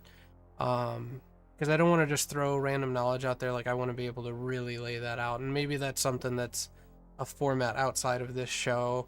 If you want to do JFK stuff, please comment below if you're watching this, you know, later on, because hopefully we'll get some people watching the recording as opposed to being live, because we're just starting off. And the other thing that I was saying is I want to do some Bigfoot stuff too. But I could go on Bigfoot for a while. You said panpsychism. I mean, these are going to be revisited topics. No doubt. I've got interesting things to say about stuff like Operation Stargate, all of its various manifestations. I've got things to say about Monarch and Ultra if we want to dive into those. I've got Suggestions we're always welcome to. Absolutely. We've got a suggestion box on the forum over at darkdial.com. Head over there, sign up. You'll be able to actively get ideas for show topics. You know, we do prefer that you call in, but if you don't have the opportunity to call in, maybe you're feeling a little bit nervous, head over there, put your ideas down in there, and we try to get to what we can. The reality is we want you to do both. Yeah. You know? We're trying to build a community here. It's not just a show. It's not just a podcast. That would be one thing in and of itself, but we're trying to build a community. We want to hear your stories because we can't get enough of this kind of a thing. The woo-woo, as I call it. The woo-woo. The woo-woo. Paranormal, supernatural conspiracies. I don't know how you put all that into one thing, but we're gonna try to I know how you run put it the under one gamut. umbrella, Gavin. Dark Dial. Yes. They're saying our phone number is not in service? What? Ah! It's the wrong number. No. Tons of technical difficulties tonight.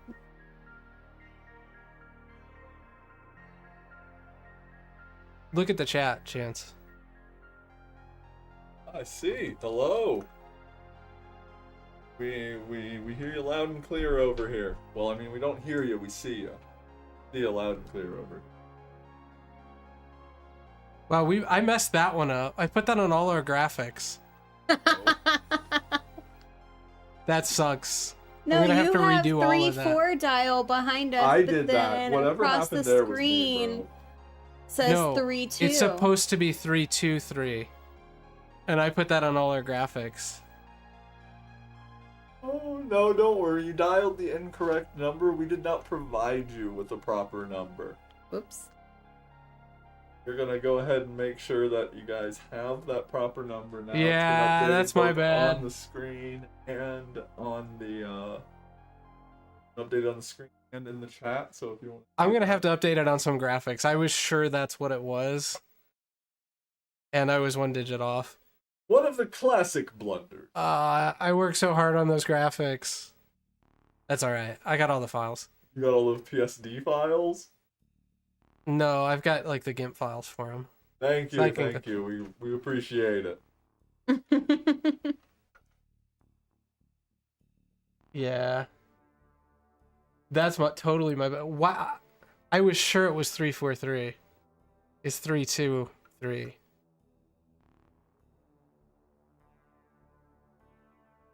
Five, 7, 3.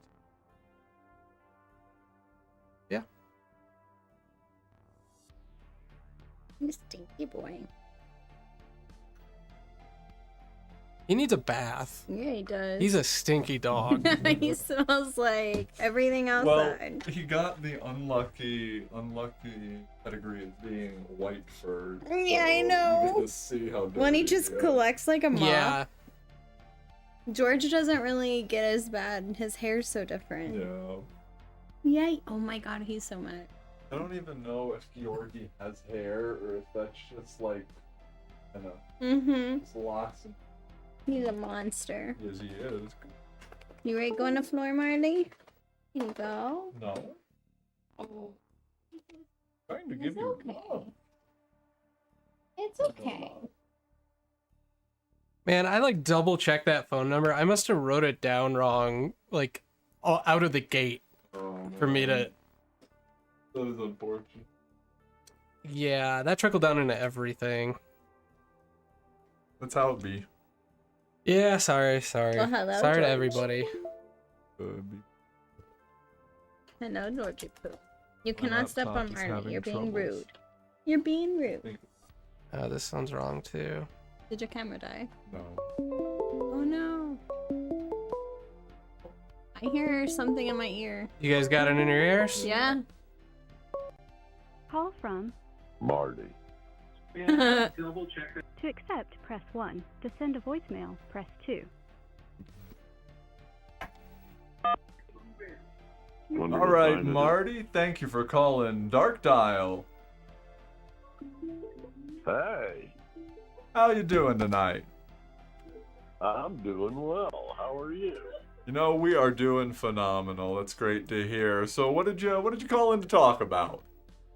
Oh, well, I was watching the Malaysian flight with the little orbs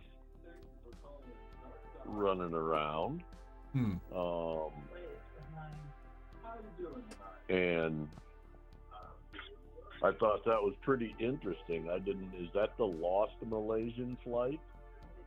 There do seem to be references and whispers in certain communities that is a video of the lost Malaysian flight MH370. I have not confirmed these sources. That is something that is believed, and we're hoping that possibly our community might have some more sources to validate. What was the flight number? MH370. 370. So I mean, like we were presuming that that's the flight. Absolutely. There seems to be a large presumptive force out there for that being flight MH370. And once again, I'll reference to our episode archives on the website at darkdial.com. We are going to have anything that we don't have referenced live for you tonight, we are going to have up there for you to be able to check out after the show. So if we find any references relating to that, we'll make sure to update with those to corroborate that. Okay, and that's not a big deal. Are you guys going to deal with the Machu Picchu and all the other different alien spots around Göbekli Tepe and all of those things? Are you guys going to get into those? It's actually interesting that you reference some of these ancient sites, because something I conveniently forgot was that Peru actually has one of these ancient sites. The Nazca lines are situated smack dab in the middle of Peru. So there is actually a hotbed for extraterrestrial activity there as well. And there were also a set of mummies that were found in Peru that showed extraordinary cranial formation, as well as being much taller than the geological average would have represented at the time they were found. So I appreciate you bringing that up. That's a really good point. Göbekli Tepe Yeah, is I like didn't even think of that when y'all were doing the Peru and the jetpack crazy clowns with machetes. The machete clowns with jetpacks, yes, absolutely. A force to be reckoned with. Yeah, Peru has got some really good stuff there. I forgot all about the Nazca lines. They are crazy. There's some out in Arizona.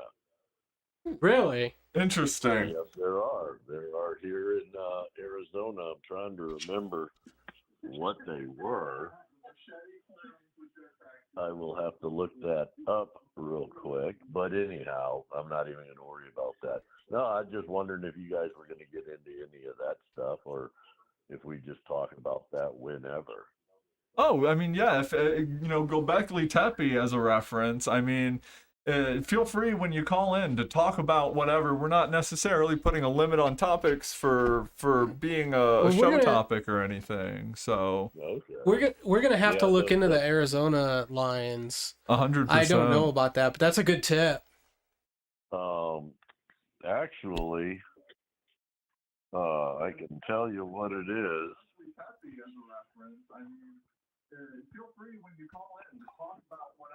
You want to ask him to turn his TV down? Oh, yeah. Would you mind turning the TV in the background down just a hair, or the monitor you're watching on? We can hear a bit of an echo of ourselves coming through the stream. Were you picking it up? Okay, yeah, I wanted to tell you that also, that you guys were echoing a little bit. Yeah, I think that's what it was. But yeah, they're showing. It's up there towards Phoenix somewhere. I'm trying to see exactly. Phoenix? Road trip. Where it is. The Mojave Desert Rock Pictures. Mojave Desert Rock Pictures. Geoglyphs and the mysteries that go with them. No, it's interesting, but they're all over. They're kind of like crop circles almost. In a way, yeah, I'd have to agree with you there. Yeah, and all the ancient sites. Yeah, that stuff really interests me. So. Yeah, absolutely. And going back to Gobekli Tepe, that one, honestly, we could almost make an entire episode on that in and of itself, but just to talk about it for a few minutes here, it's interesting to find a site that predates what we know of as recorded history. And what we even know of as recorded prehistory when we're talking about cave paintings and things like that. These even predate that, showing some sort of markedly advanced civilization long before what we consider even the beginnings of civilization. Right. Did you know that the other one, the sister site to Gobekli Tepe, is Karahan Tepe also? I haven't quite heard of that one. Yeah, and it's older than Gobekli Tepe, I do believe. That one is a hard one, huh? Well, this has all been big with Graham Hancock's new documentary. Yeah, I haven't seen that. Yeah. Yeah. What's it called? Ancient Apocalypse on Netflix. Okay, I think you were mentioning that. Really good stuff. Yeah, that's a good show. That's a good show. Oh, I you've like seen it? watching that. Oh yeah, the Ancient Apocalypse. Yes, I have. And with Graham, I see him on YouTube quite a bit. Gotcha. But it's really interesting. All this stuff really interests me. Ask him if your voice is coming through clear, because I don't know. Yeah, but you got to look into those. No, absolutely. We've got the Mojave Desert Rock pictures pulled up right now. We were taking a look at an article on that. I did want to make sure real quick that through the call and everything, you're hearing us all right. Oh yeah, I'm hearing you, but there's a delay. Gotcha. No doubt. There's going to be that. Unfortunately, we are working through quite a lot of lines here, but if that's the only problem we have, I'd say we're sailing straight. Yeah, on the stream, there's really a delay. Do what? I was saying on the stream, there's really a delay. When you talk to us, we're really using one microphone to talk to you, so I got to kind of turn around and project. Okay. Yeah, and then you guys were quieting down a little bit and picking up. Okay. But the Mandela effect with the Oscar Mayer Wiener whistles was pretty funny. Look, all I'm saying is they sang a song about it, and in that song they say Oscar Mayer, and Oscar Mayer ain't spelled with no A, man. That's a bag of wieners. That is a bag of Although, wieners. who keeps a bag of wieners? And a piccolo. Yeah, I've got The a piccolo picture is great. about 5 years ago in front of the Oscar Mayer wiener. Yeah?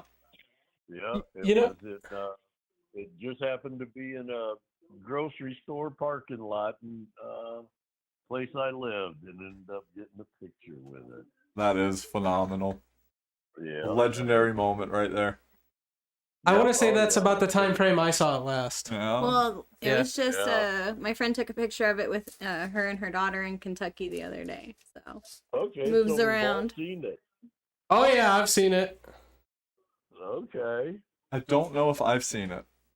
Oh, you're missing Yeah, out. well, I swear well, we you're had the one not dumb long one ago in the in group, town, though, right? or maybe it was I Tucson. am.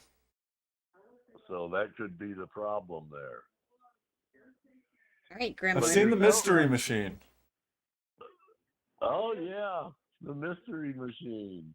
So I'll take that one. I I'll think take that's that one. supposed to be at Comic-Con There this you weekend. go. You can have that. I saw pictures that they said there was going to be a mystery machine at Comic-Con. Ooh, that's exciting. Yeah. Just a reminder, we will be at Comic-Con. It's true. Representing Dark Dial. Oh. Come find us. We'll give you a surprise. Oh, okay. Do I get like an Oscar Mayer whistle? Oh, I don't know. I'd have to reach in my bag for that. Well, I could go on about that, but I'll let that go. We'll go back to the ancient aliens is one of the things that really interests me. Marty, have you had any experiences seeing things in the skies you can't explain? In the skies, no. I will have to say no. As in paranormal, once, and our house is haunted. Really? Yeah. Things keep moving and disappearing and showing back up, and yeah, it's pretty crazy. Uh-oh. George, But do you have something to do with that? The old owner of the house died here, so Oh, that'll do it. yeah. And we had another house that was haunted, and it was an old house from 1861 that was owned by a surgeon. And when I redid the bathroom floor, I tore out the floor. There was a concrete slab with a drain in the middle that they used to use, I guess, as the mortuary, and would wash it all out down the drain. Wow. That's scary. Spooky. That house was haunted. I can imagine. I can only imagine the things that might have been seen there. Yep. Oh, yeah. It was from 1861, so it's old Civil War era. How long has y'all show run for? Almost 3 hours now. Yeah, we've been on for 3 hours. And so we have Chance with the long hair, Yes. Gavin with the short hair, and Jackie is in the middle. Jacqueline is in the middle. Yes. Okay, yeah, it's kind of weird because I talk and I hear you guys talk, but I don't see your reactions until after we talk.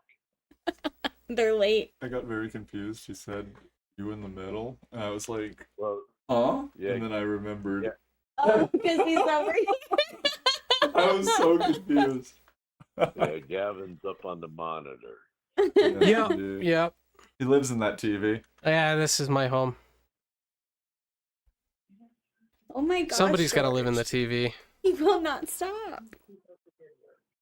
Drew, otherwise the you know TV what? goblins get out of check. So you said objects move around. Are there particular objects that you experience moving, or like do they? Oh no, not moving, just disappearing, not being where they were left, and then showing up in different places later.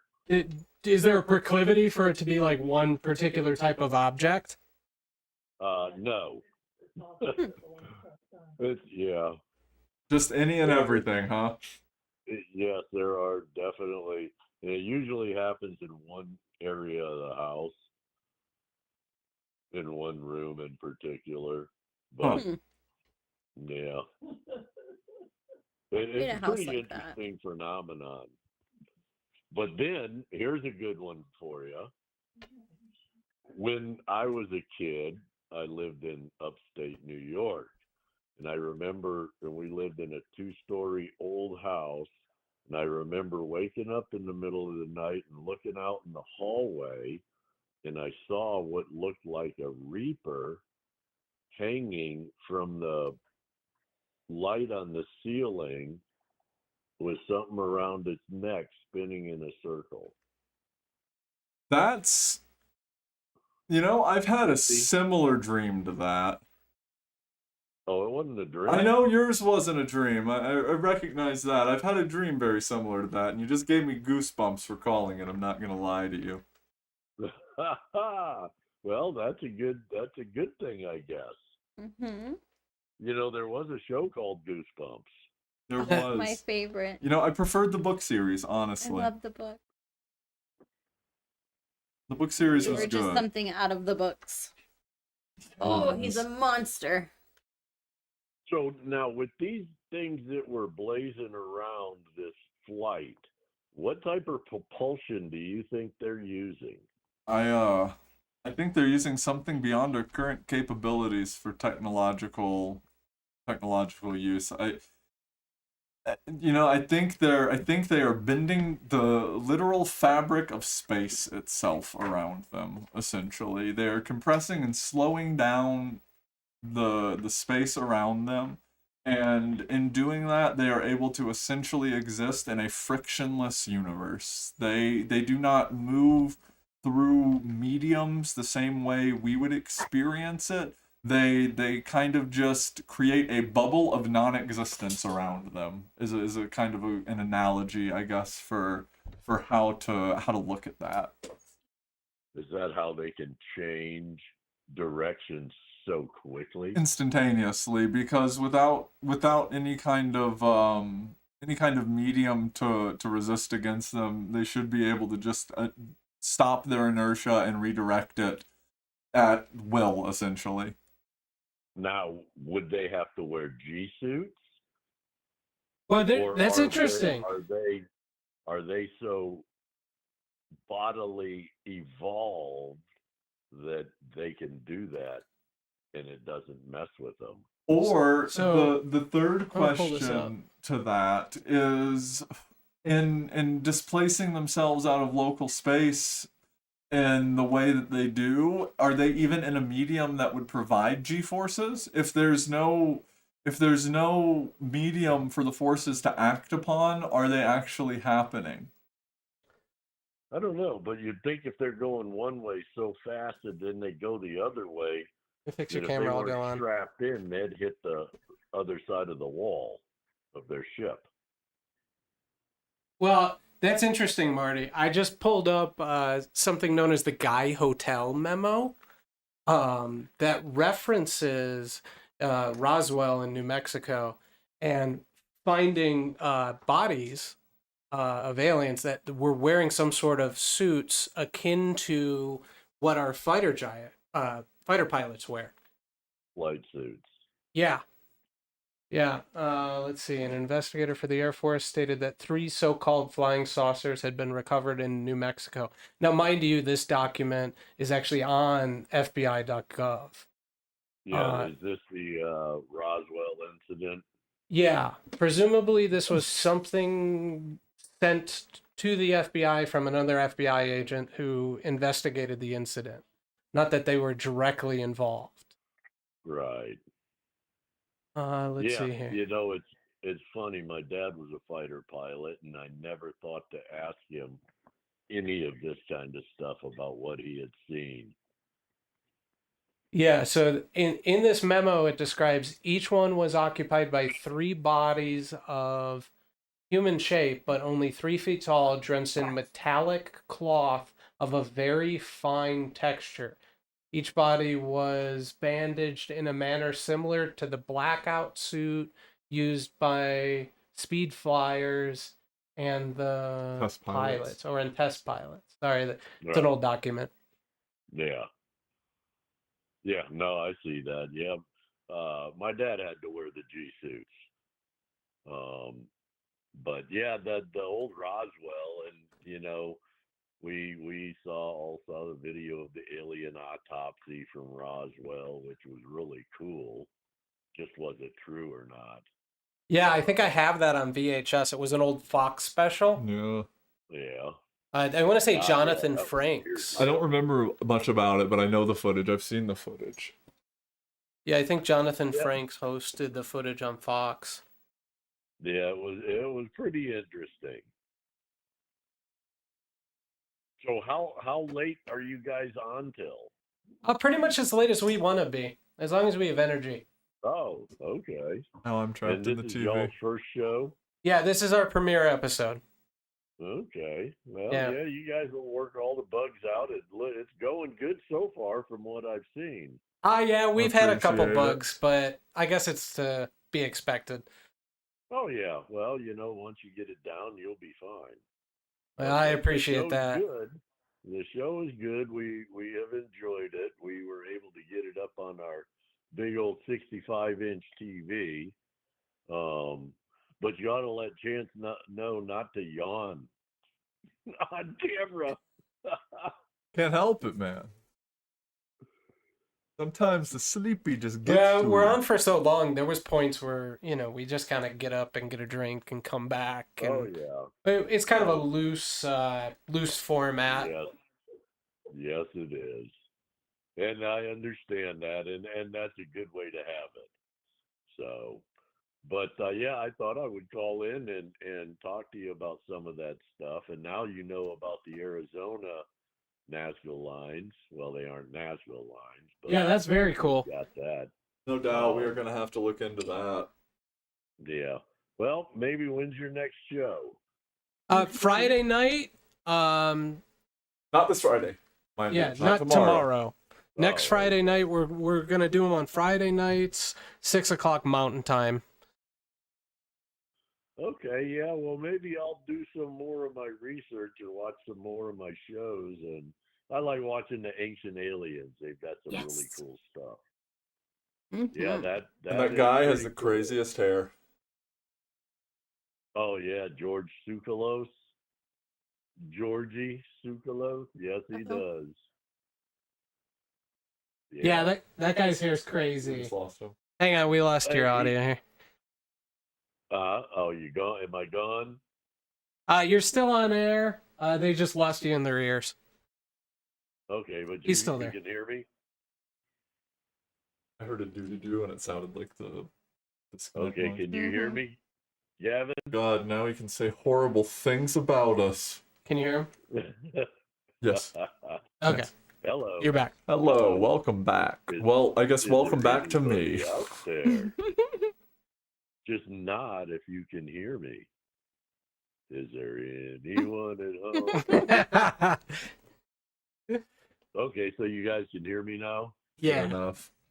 Okay. Well, I'm going to let you guys go. I just wanted to call in and bring a few things up and talk for a few. You guys got a great show going on, and thank you all for your time and effort. Well, Thank you for we joining appreciate us. it. Thanks for calling, Marty. Yeah, no problem. We'll talk to you again. I'm No sure. doubt. Don't hesitate to call back. Sounds good. Please do. I sure won't. Thanks, Have a guys great and night. girls. Thanks. Have a good You one. too. Have a great Labor Day weekend. You too. No doubt. All right. Well, Marty was a cool caller. That's what I'm saying. That was fun. Super fun. He knew his stuff, talking about Göbekli Tepe, and I didn't know about this. I did not either. Mojave thing. I Say we did take a not either. drive. You know, that could be an interesting field episode. Could be. Some Might be something to investigatory. investigate. Figure out where they're at. Let's see. If anybody wants to call, line's open. Phone number is 857-323-3425 or 857-32-D-dial, as in dark dial. George. Emma just asked me if I was a torch, and I said, why? And she said, because you light up my life. Oh. I was like, that was pretty cute. She just used up her cute for the whole year. Yeah. No kidding. Oh, that's funny. Well, that's cool. I'm glad we got a caller. Yeah, absolutely. Yeah. Absolutely. Yeah, and the Nazca lines, I had that in my show notes at some point too. They just didn't translate over to my briefing. They didn't make it to the file, unfortunately. But the Nazca lines, yeah, and there's even more stuff. There's like mummies. Oh, I've seen that where their like bodies are bigger. Yeah, their bodies are bigger, their heads are bigger, like, and there's something in Peru? Yeah, in Peru. Then they also just uncovered a bunch of other really giant bodies, like giant, over 7 feet tall bodies somewhere. Well, there's a story that came out of Afghanistan from some soldiers, and God knows if I'll be able to find a source for this. This is like almost urban legend. I've heard this. There was a cave that they thought was like being used as a Taliban cave. So they get up to it and they send a guy in, and it's like a whole platoon of guys. They send a guy in, and all of a sudden they just hear him screaming, and like they see him pop out, and behind him is like a 17-foot tall, red-headed, bearded giant, right, holding this guy. And he just starts like slinging him around, picking him up, ripping him in half, beating him with like a giant club. And he takes down like this entire platoon, and they ended up eventually killing him, I think, is how the story ends. They killed the giant and like took pictures with its body, and they're super classified. But this comes out of the same area of locale that it was thought that Gilgamesh, like the ancient king Gilgamesh, lived, which people like Gilgamesh, like the epic of Gilgamesh. He's like this old ancient Sumerian or Babylonian, I forget which one, king, but he was described as being like 17 foot tall with red hair and a long beard. And this comes out of the same area, but like a year, 6 months, something like that, after archaeologists discovered a tomb that they thought was attributed to Gilgamesh, and then that tomb got locked down by U.S. Department of Defense assets, and no one has been allowed to excavate it since. There's the DOD again. Right? I've heard that story, and it's a wild story. I don't know the credibility, but weirder things have happened. I know giants exist. We have history of that. They're in the Bible. There's been other accounts of them. You know, when you go even further than the Bible, look at the Dead Sea Scrolls, the Book of Enoch. Yeah. Nephilim. They're described exactly as like what a giant would be, right? So that's... Well, I wouldn't be surprised at all if there were giants. I mean, the planet was a veritable planet of the apes at one point. There's a lot of different hominid species coexisting, and there's no reason why some of them wouldn't be massive in stature, you know? Why have we not publicized any skeletons? Why have the ones we have found been like very limited in quantity? If that was pervasive, like if there was a species that was of that stature, you think we'd be more apt to find some kind of, I don't know, man, geological record of that.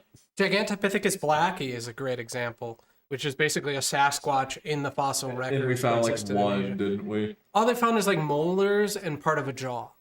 And the idea is they think there were like massive porcupines that actually ate them for calcium. That's horrifying. Is are you still in omnidirectional? Yes. I'm thinking to myself about a giant porcupine waddling slowly towards me, growling ominously, and frankly, with a Sasquatch molar in its mouth. Oh my god, I'm gonna have nightmares tonight. It smiles with human teeth. It's hecklefish. No, but I mean, like, I always think about this, like T-Rex. How many T-Rexes must have existed for us to find as many fossils as we do? Lots. There must have been a lot over a long period of time to set up just a very, very select few for the conditions of fossilization, and then even fewer of those within our reach to discover. Yeah, and because when you think about it, like think about a museum display of a dinosaur, right? That's like 20 different fossils pieced together. That's not one whole dinosaur they found. No, yeah, some are. For instance, again, Rare the instances, yeah, absolutely. Well, the T-Rex Sue at the Field Museum in Chicago. I love Sue. I've seen Sue a lot of times.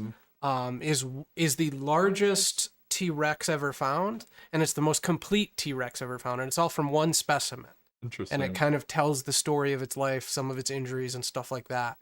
But there are others, especially some of the larger sauropod dinosaurs. The big long neck brontosaurus type dinosaurs that they theorize are the largest land mammals to ever, or not land mammals, land animals to ever walk the planet. Buildings with legs, man. But they theorize this based off of dig sites that have scattered bones from dozens of individuals. So it's kind of hard to say, okay, this is one dinosaur, I can tell its story, or I can tell you its size. It's interesting that you find dig sites with scattered bones like that. I find that curious. Yeah. Yeah, it's like it's a cemetery almost, right? Mm-hmm. It's the elephant graveyard. Is that a real phenomenon? What? Elephant graveyards? I think so. I don't think it comes out of nowhere. I don't either. Nothing does, but I don't know how like valid. Do they wander off to like a particular area to die or something? I couldn't tell you. Feel a bit. I couldn't tell. I mean, like there's obviously mammoth kill sites in the United States all over the place where they say, Native Americans killed a bunch of. Well, there's a lot of theories. Some of them are that they would like, oh, we got a call. Oh. Let's take this here. You guys hear it? Yeah. I can. Okay, we're good. Call from Tyler. To accept, press 1. To send a voicemail, press 2. Hello, welcome to Dark Dial. Hello, this is Tyler. You might recognize my voice. How you doing, Hi, Tyler? I'm good. It'd been nice for you guys to tell me you were doing this shorter show. I would have popped on sooner. You can watch the review of it anytime. Yeah, absolutely. There's a 3-hour VOD gonna be up right after that. Yeah, we're at 3 hours and 25 minutes, so we'll probably do this on Fridays. Yeah, Fridays. So, what had you interested in calling in? Well, except for me knowing everybody on the screen. Lost him. I wonder. Oh, hang on, they lost it. This keeps happening. Oh, you're just talking all my favorite things I always talked with Gavin growing up. Bear with us, Tyler. Got a slight audio issue.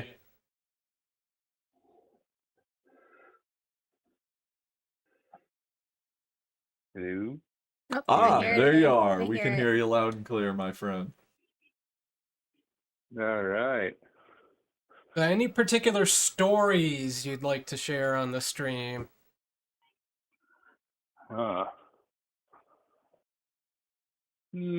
No special stories in particular. You guys were talking Bigfoot. I always love talking Bigfoot. Yeah, we were talking about doing a Bigfoot stream, obviously. That's something I would love to do. 110%. There's a lot of stuff out there on it, man. There's a lot of good videos, a lot of good pictures, and there's a lot of people out there that find some interesting stuff. There's a lot of coverage.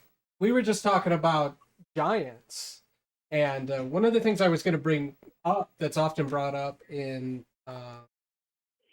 Bigfoot circles is something called like Bergman's Law or Bergman's Principle, which basically shows the distribution of animals as the further north you get, the larger the animals get because the weather's colder, so you need a larger biomass. And down south they get a little smaller, yeah. Yeah. So we were talking about the potential findings of ancient giants.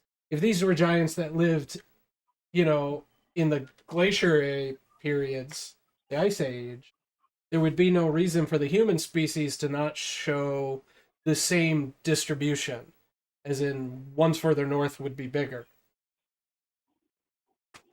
That explains why I'm so tiny. Yes. I'm from the south. Yes, you're from the south. Yeah. The gigantism has always been a quirk, and people with weird quirks used to be worshipped as, better than other people. Yeah, like Wolfman, or Yeah.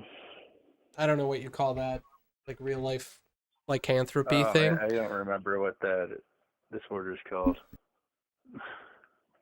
It's interesting though with giants. We have examples in modern medical history of people exceeding, 8, 9 feet tall sometimes. These absolute just monstrosities of human beings in terms of height. And I don't mean monstrosity in a bad way. Well, I mean, you're a pretty Loaded. tall guy, so Mhm. you can say that. So it's like there's obviously something genetically that can be triggered that allows people to grow to those heights. Now, how prevalent it is today versus how prevalent it was in ancient times, when we see discussions of these giants being had and the textual references that we do have of them. Now, it could be something in the case of... Well, it's a lot of religious texts, too. Exactly. And it could be something the case that maybe that was a genetic disposition that was had and it was selectively bred out of existence. I mean, if it follows the path of modern gigantism, the people just tend to die early. Think like Andre the Giant. He lived to be, what, maybe 50? Before his whole body gave out on him. True. I mean, if you're thinking back then, it's going to be even shorter. I mean, you'll be strong for a while, but your body's just not made to support all that. But what's interesting is a lot of those texts also reference living a long time, like the Bible and stuff like that. So, I mean, like it talks like back in those days, people lived hundreds of years. Yeah. You see prophets' names extending way past what historically should be possible for them to extend to, and you see people say that it's just another author in the future taking up that prophet's name and speaking through him, but there could be more to it than that. It's interesting thought, and that's not necessarily just in Abrahamic texts. You see that kind of rhetoric even in Eastern religions of the time frame. When you look back at Chinese medicine during that era of time, you see references to people being able to live for greatly extended periods of time compared to today. So that's actually something that has been diasporically spread almost. Diasporically, that's a 50-cent word. If you Google how long giants live, it says 300 to 400 years. What? Yeah, I literally just Googled how long do most giants live, and it appears that most giants live 300 to 400 years. Okay, hold on. Where'd they get the giant census for this, man? It says by a quick Google search. Yeah, tell that to Andre, like Tyler's saying. Oh god, I'm stuck under the microphone. What happened? I don't know. If we're talking biblical texts and age, though, I know there's a line in there about people shall not live past 120 years. So. Yeah. Don't know your thing, references to the ancient ones, but honestly, back then, anything past 60 was pretty damn old. No doubt. I mean, honestly, until the past, 50 years or so, anything past 60 has been old. I mean, you'd be lucky to make it to 45 and get 15 kids out. I always say, men, especially, once you get into your 80s, it gets ugly. Unless you're William Shatner. That Then you go to man. space. That man's something else, man, I tell you. Yeah. Captain Kirk. The only question that I ever thought was hard was, do I like Kirk or do I like Picard? So, Tyler, one thing that we're asking callers tonight is if you've ever seen something in the sky you can't explain. Oh, yeah. Lay it on us. I mean, not that there's that much detail. It would have been sometime around, 2004-ish, just standing in the backyard up in northern Illinois, just look at the sky. Suddenly there's this light goes across really fast, stops, immediately turns in 90-degree angles, does that for a while before it just blurs away. Basically look like drones do flying around now, but obviously back before those were a big thing, and it was silent. So you saw the very prototypical classic maneuver of it, like instantaneously breakneck, changing speeds in a way that should not be physically possible in flight? At least for any, sizable flying object. Small things, obviously, it's a lot easier to take the inertia out of them. No doubt, no doubt. What time of year was this? I don't remember. Probably like fallish.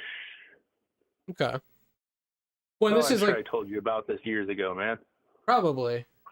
This is like pre-Starlink too, so it's like there's not a I lot. saw the Starlink. That shit was scary. I thought we were being invaded by aliens. I'm curious to know if there are any nuclear power plants operating near the area that you saw that in. I don't think so. No. Gavin, do you know? I mean, yeah, not really. There's the Zion power plant, but that's not nuclear. No, yeah.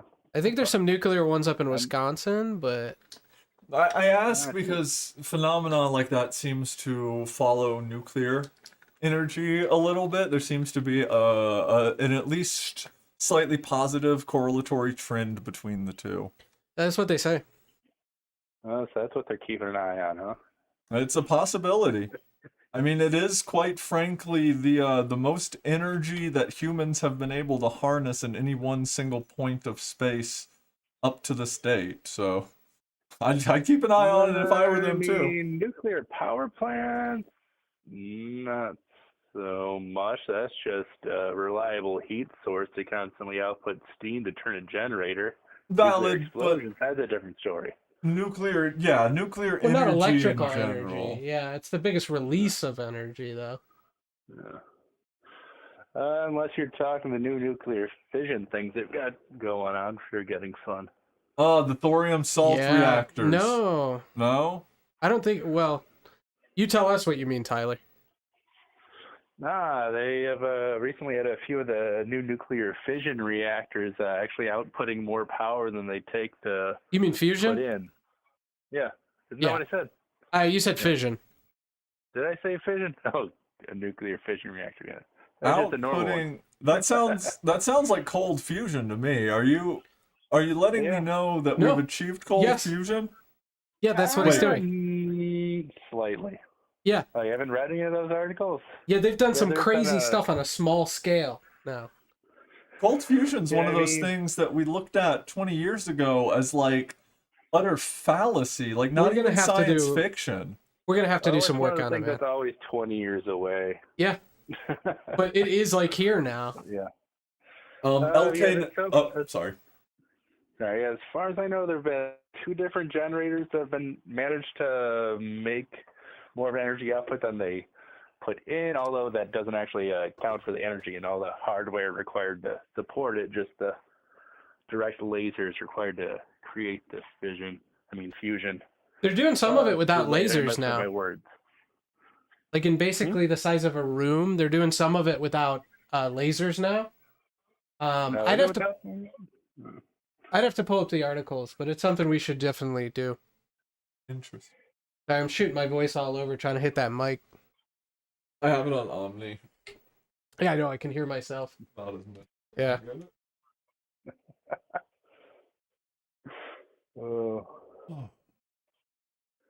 Harley, stop staring at me, dude. Well, I think it's about time we shut down this stream. Unfortunately. Yeah. Thanks for calling, Tyler. We do greatly appreciate it, and feel free to call in again. Oh, I'm sure I will. We'll be back on Fridays, 8 o'clock Central. Starting next Friday, not this Friday. Yeah, not Friday, tomorrow. Not tomorrow. We did it on Thursday just because of the holiday.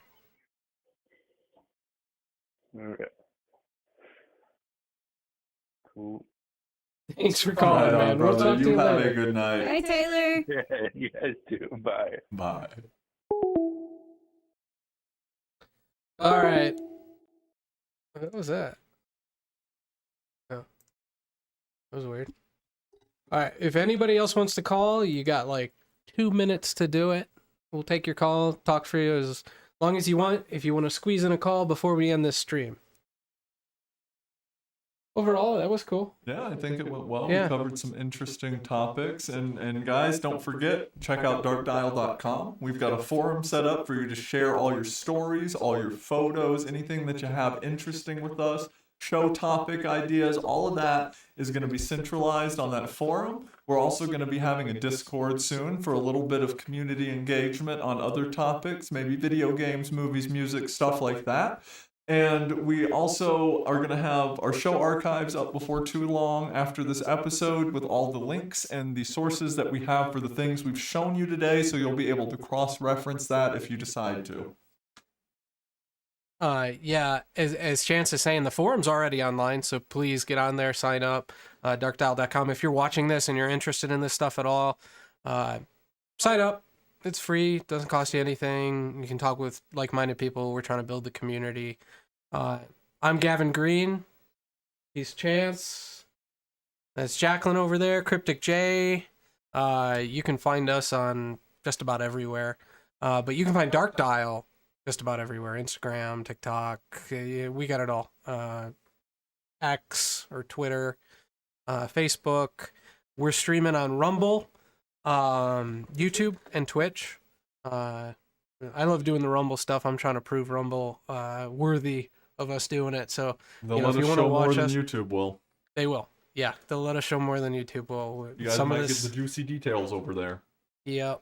So if you can watch us on Rumble, otherwise we're on YouTube. Love to see you there. Twitch, you're there just so that we can talk to people on Twitch. It's kind of fun. Am I missing anything, guys? Closing remarks? Not that I can think of. Other than check us out at Comic-Con Tucson this weekend. Yeah, we're gonna be there. Find us if you can find us. We'll give you a surprise. That's about it. That's a wrap. That's a wrap. Thanks for tuning in, guys. Yeah, if you watch this retroactively, if you watched us live, thank you. We're just getting started, so we really appreciate it. And we want to talk to you. We want to talk to the community. So drop us a line one way or another. We want to hear your stories. Thanks, guys. Have a good night. We'll see you Fridays. 8 p.m. Central, 6 p.m. Pacific. Take it easy.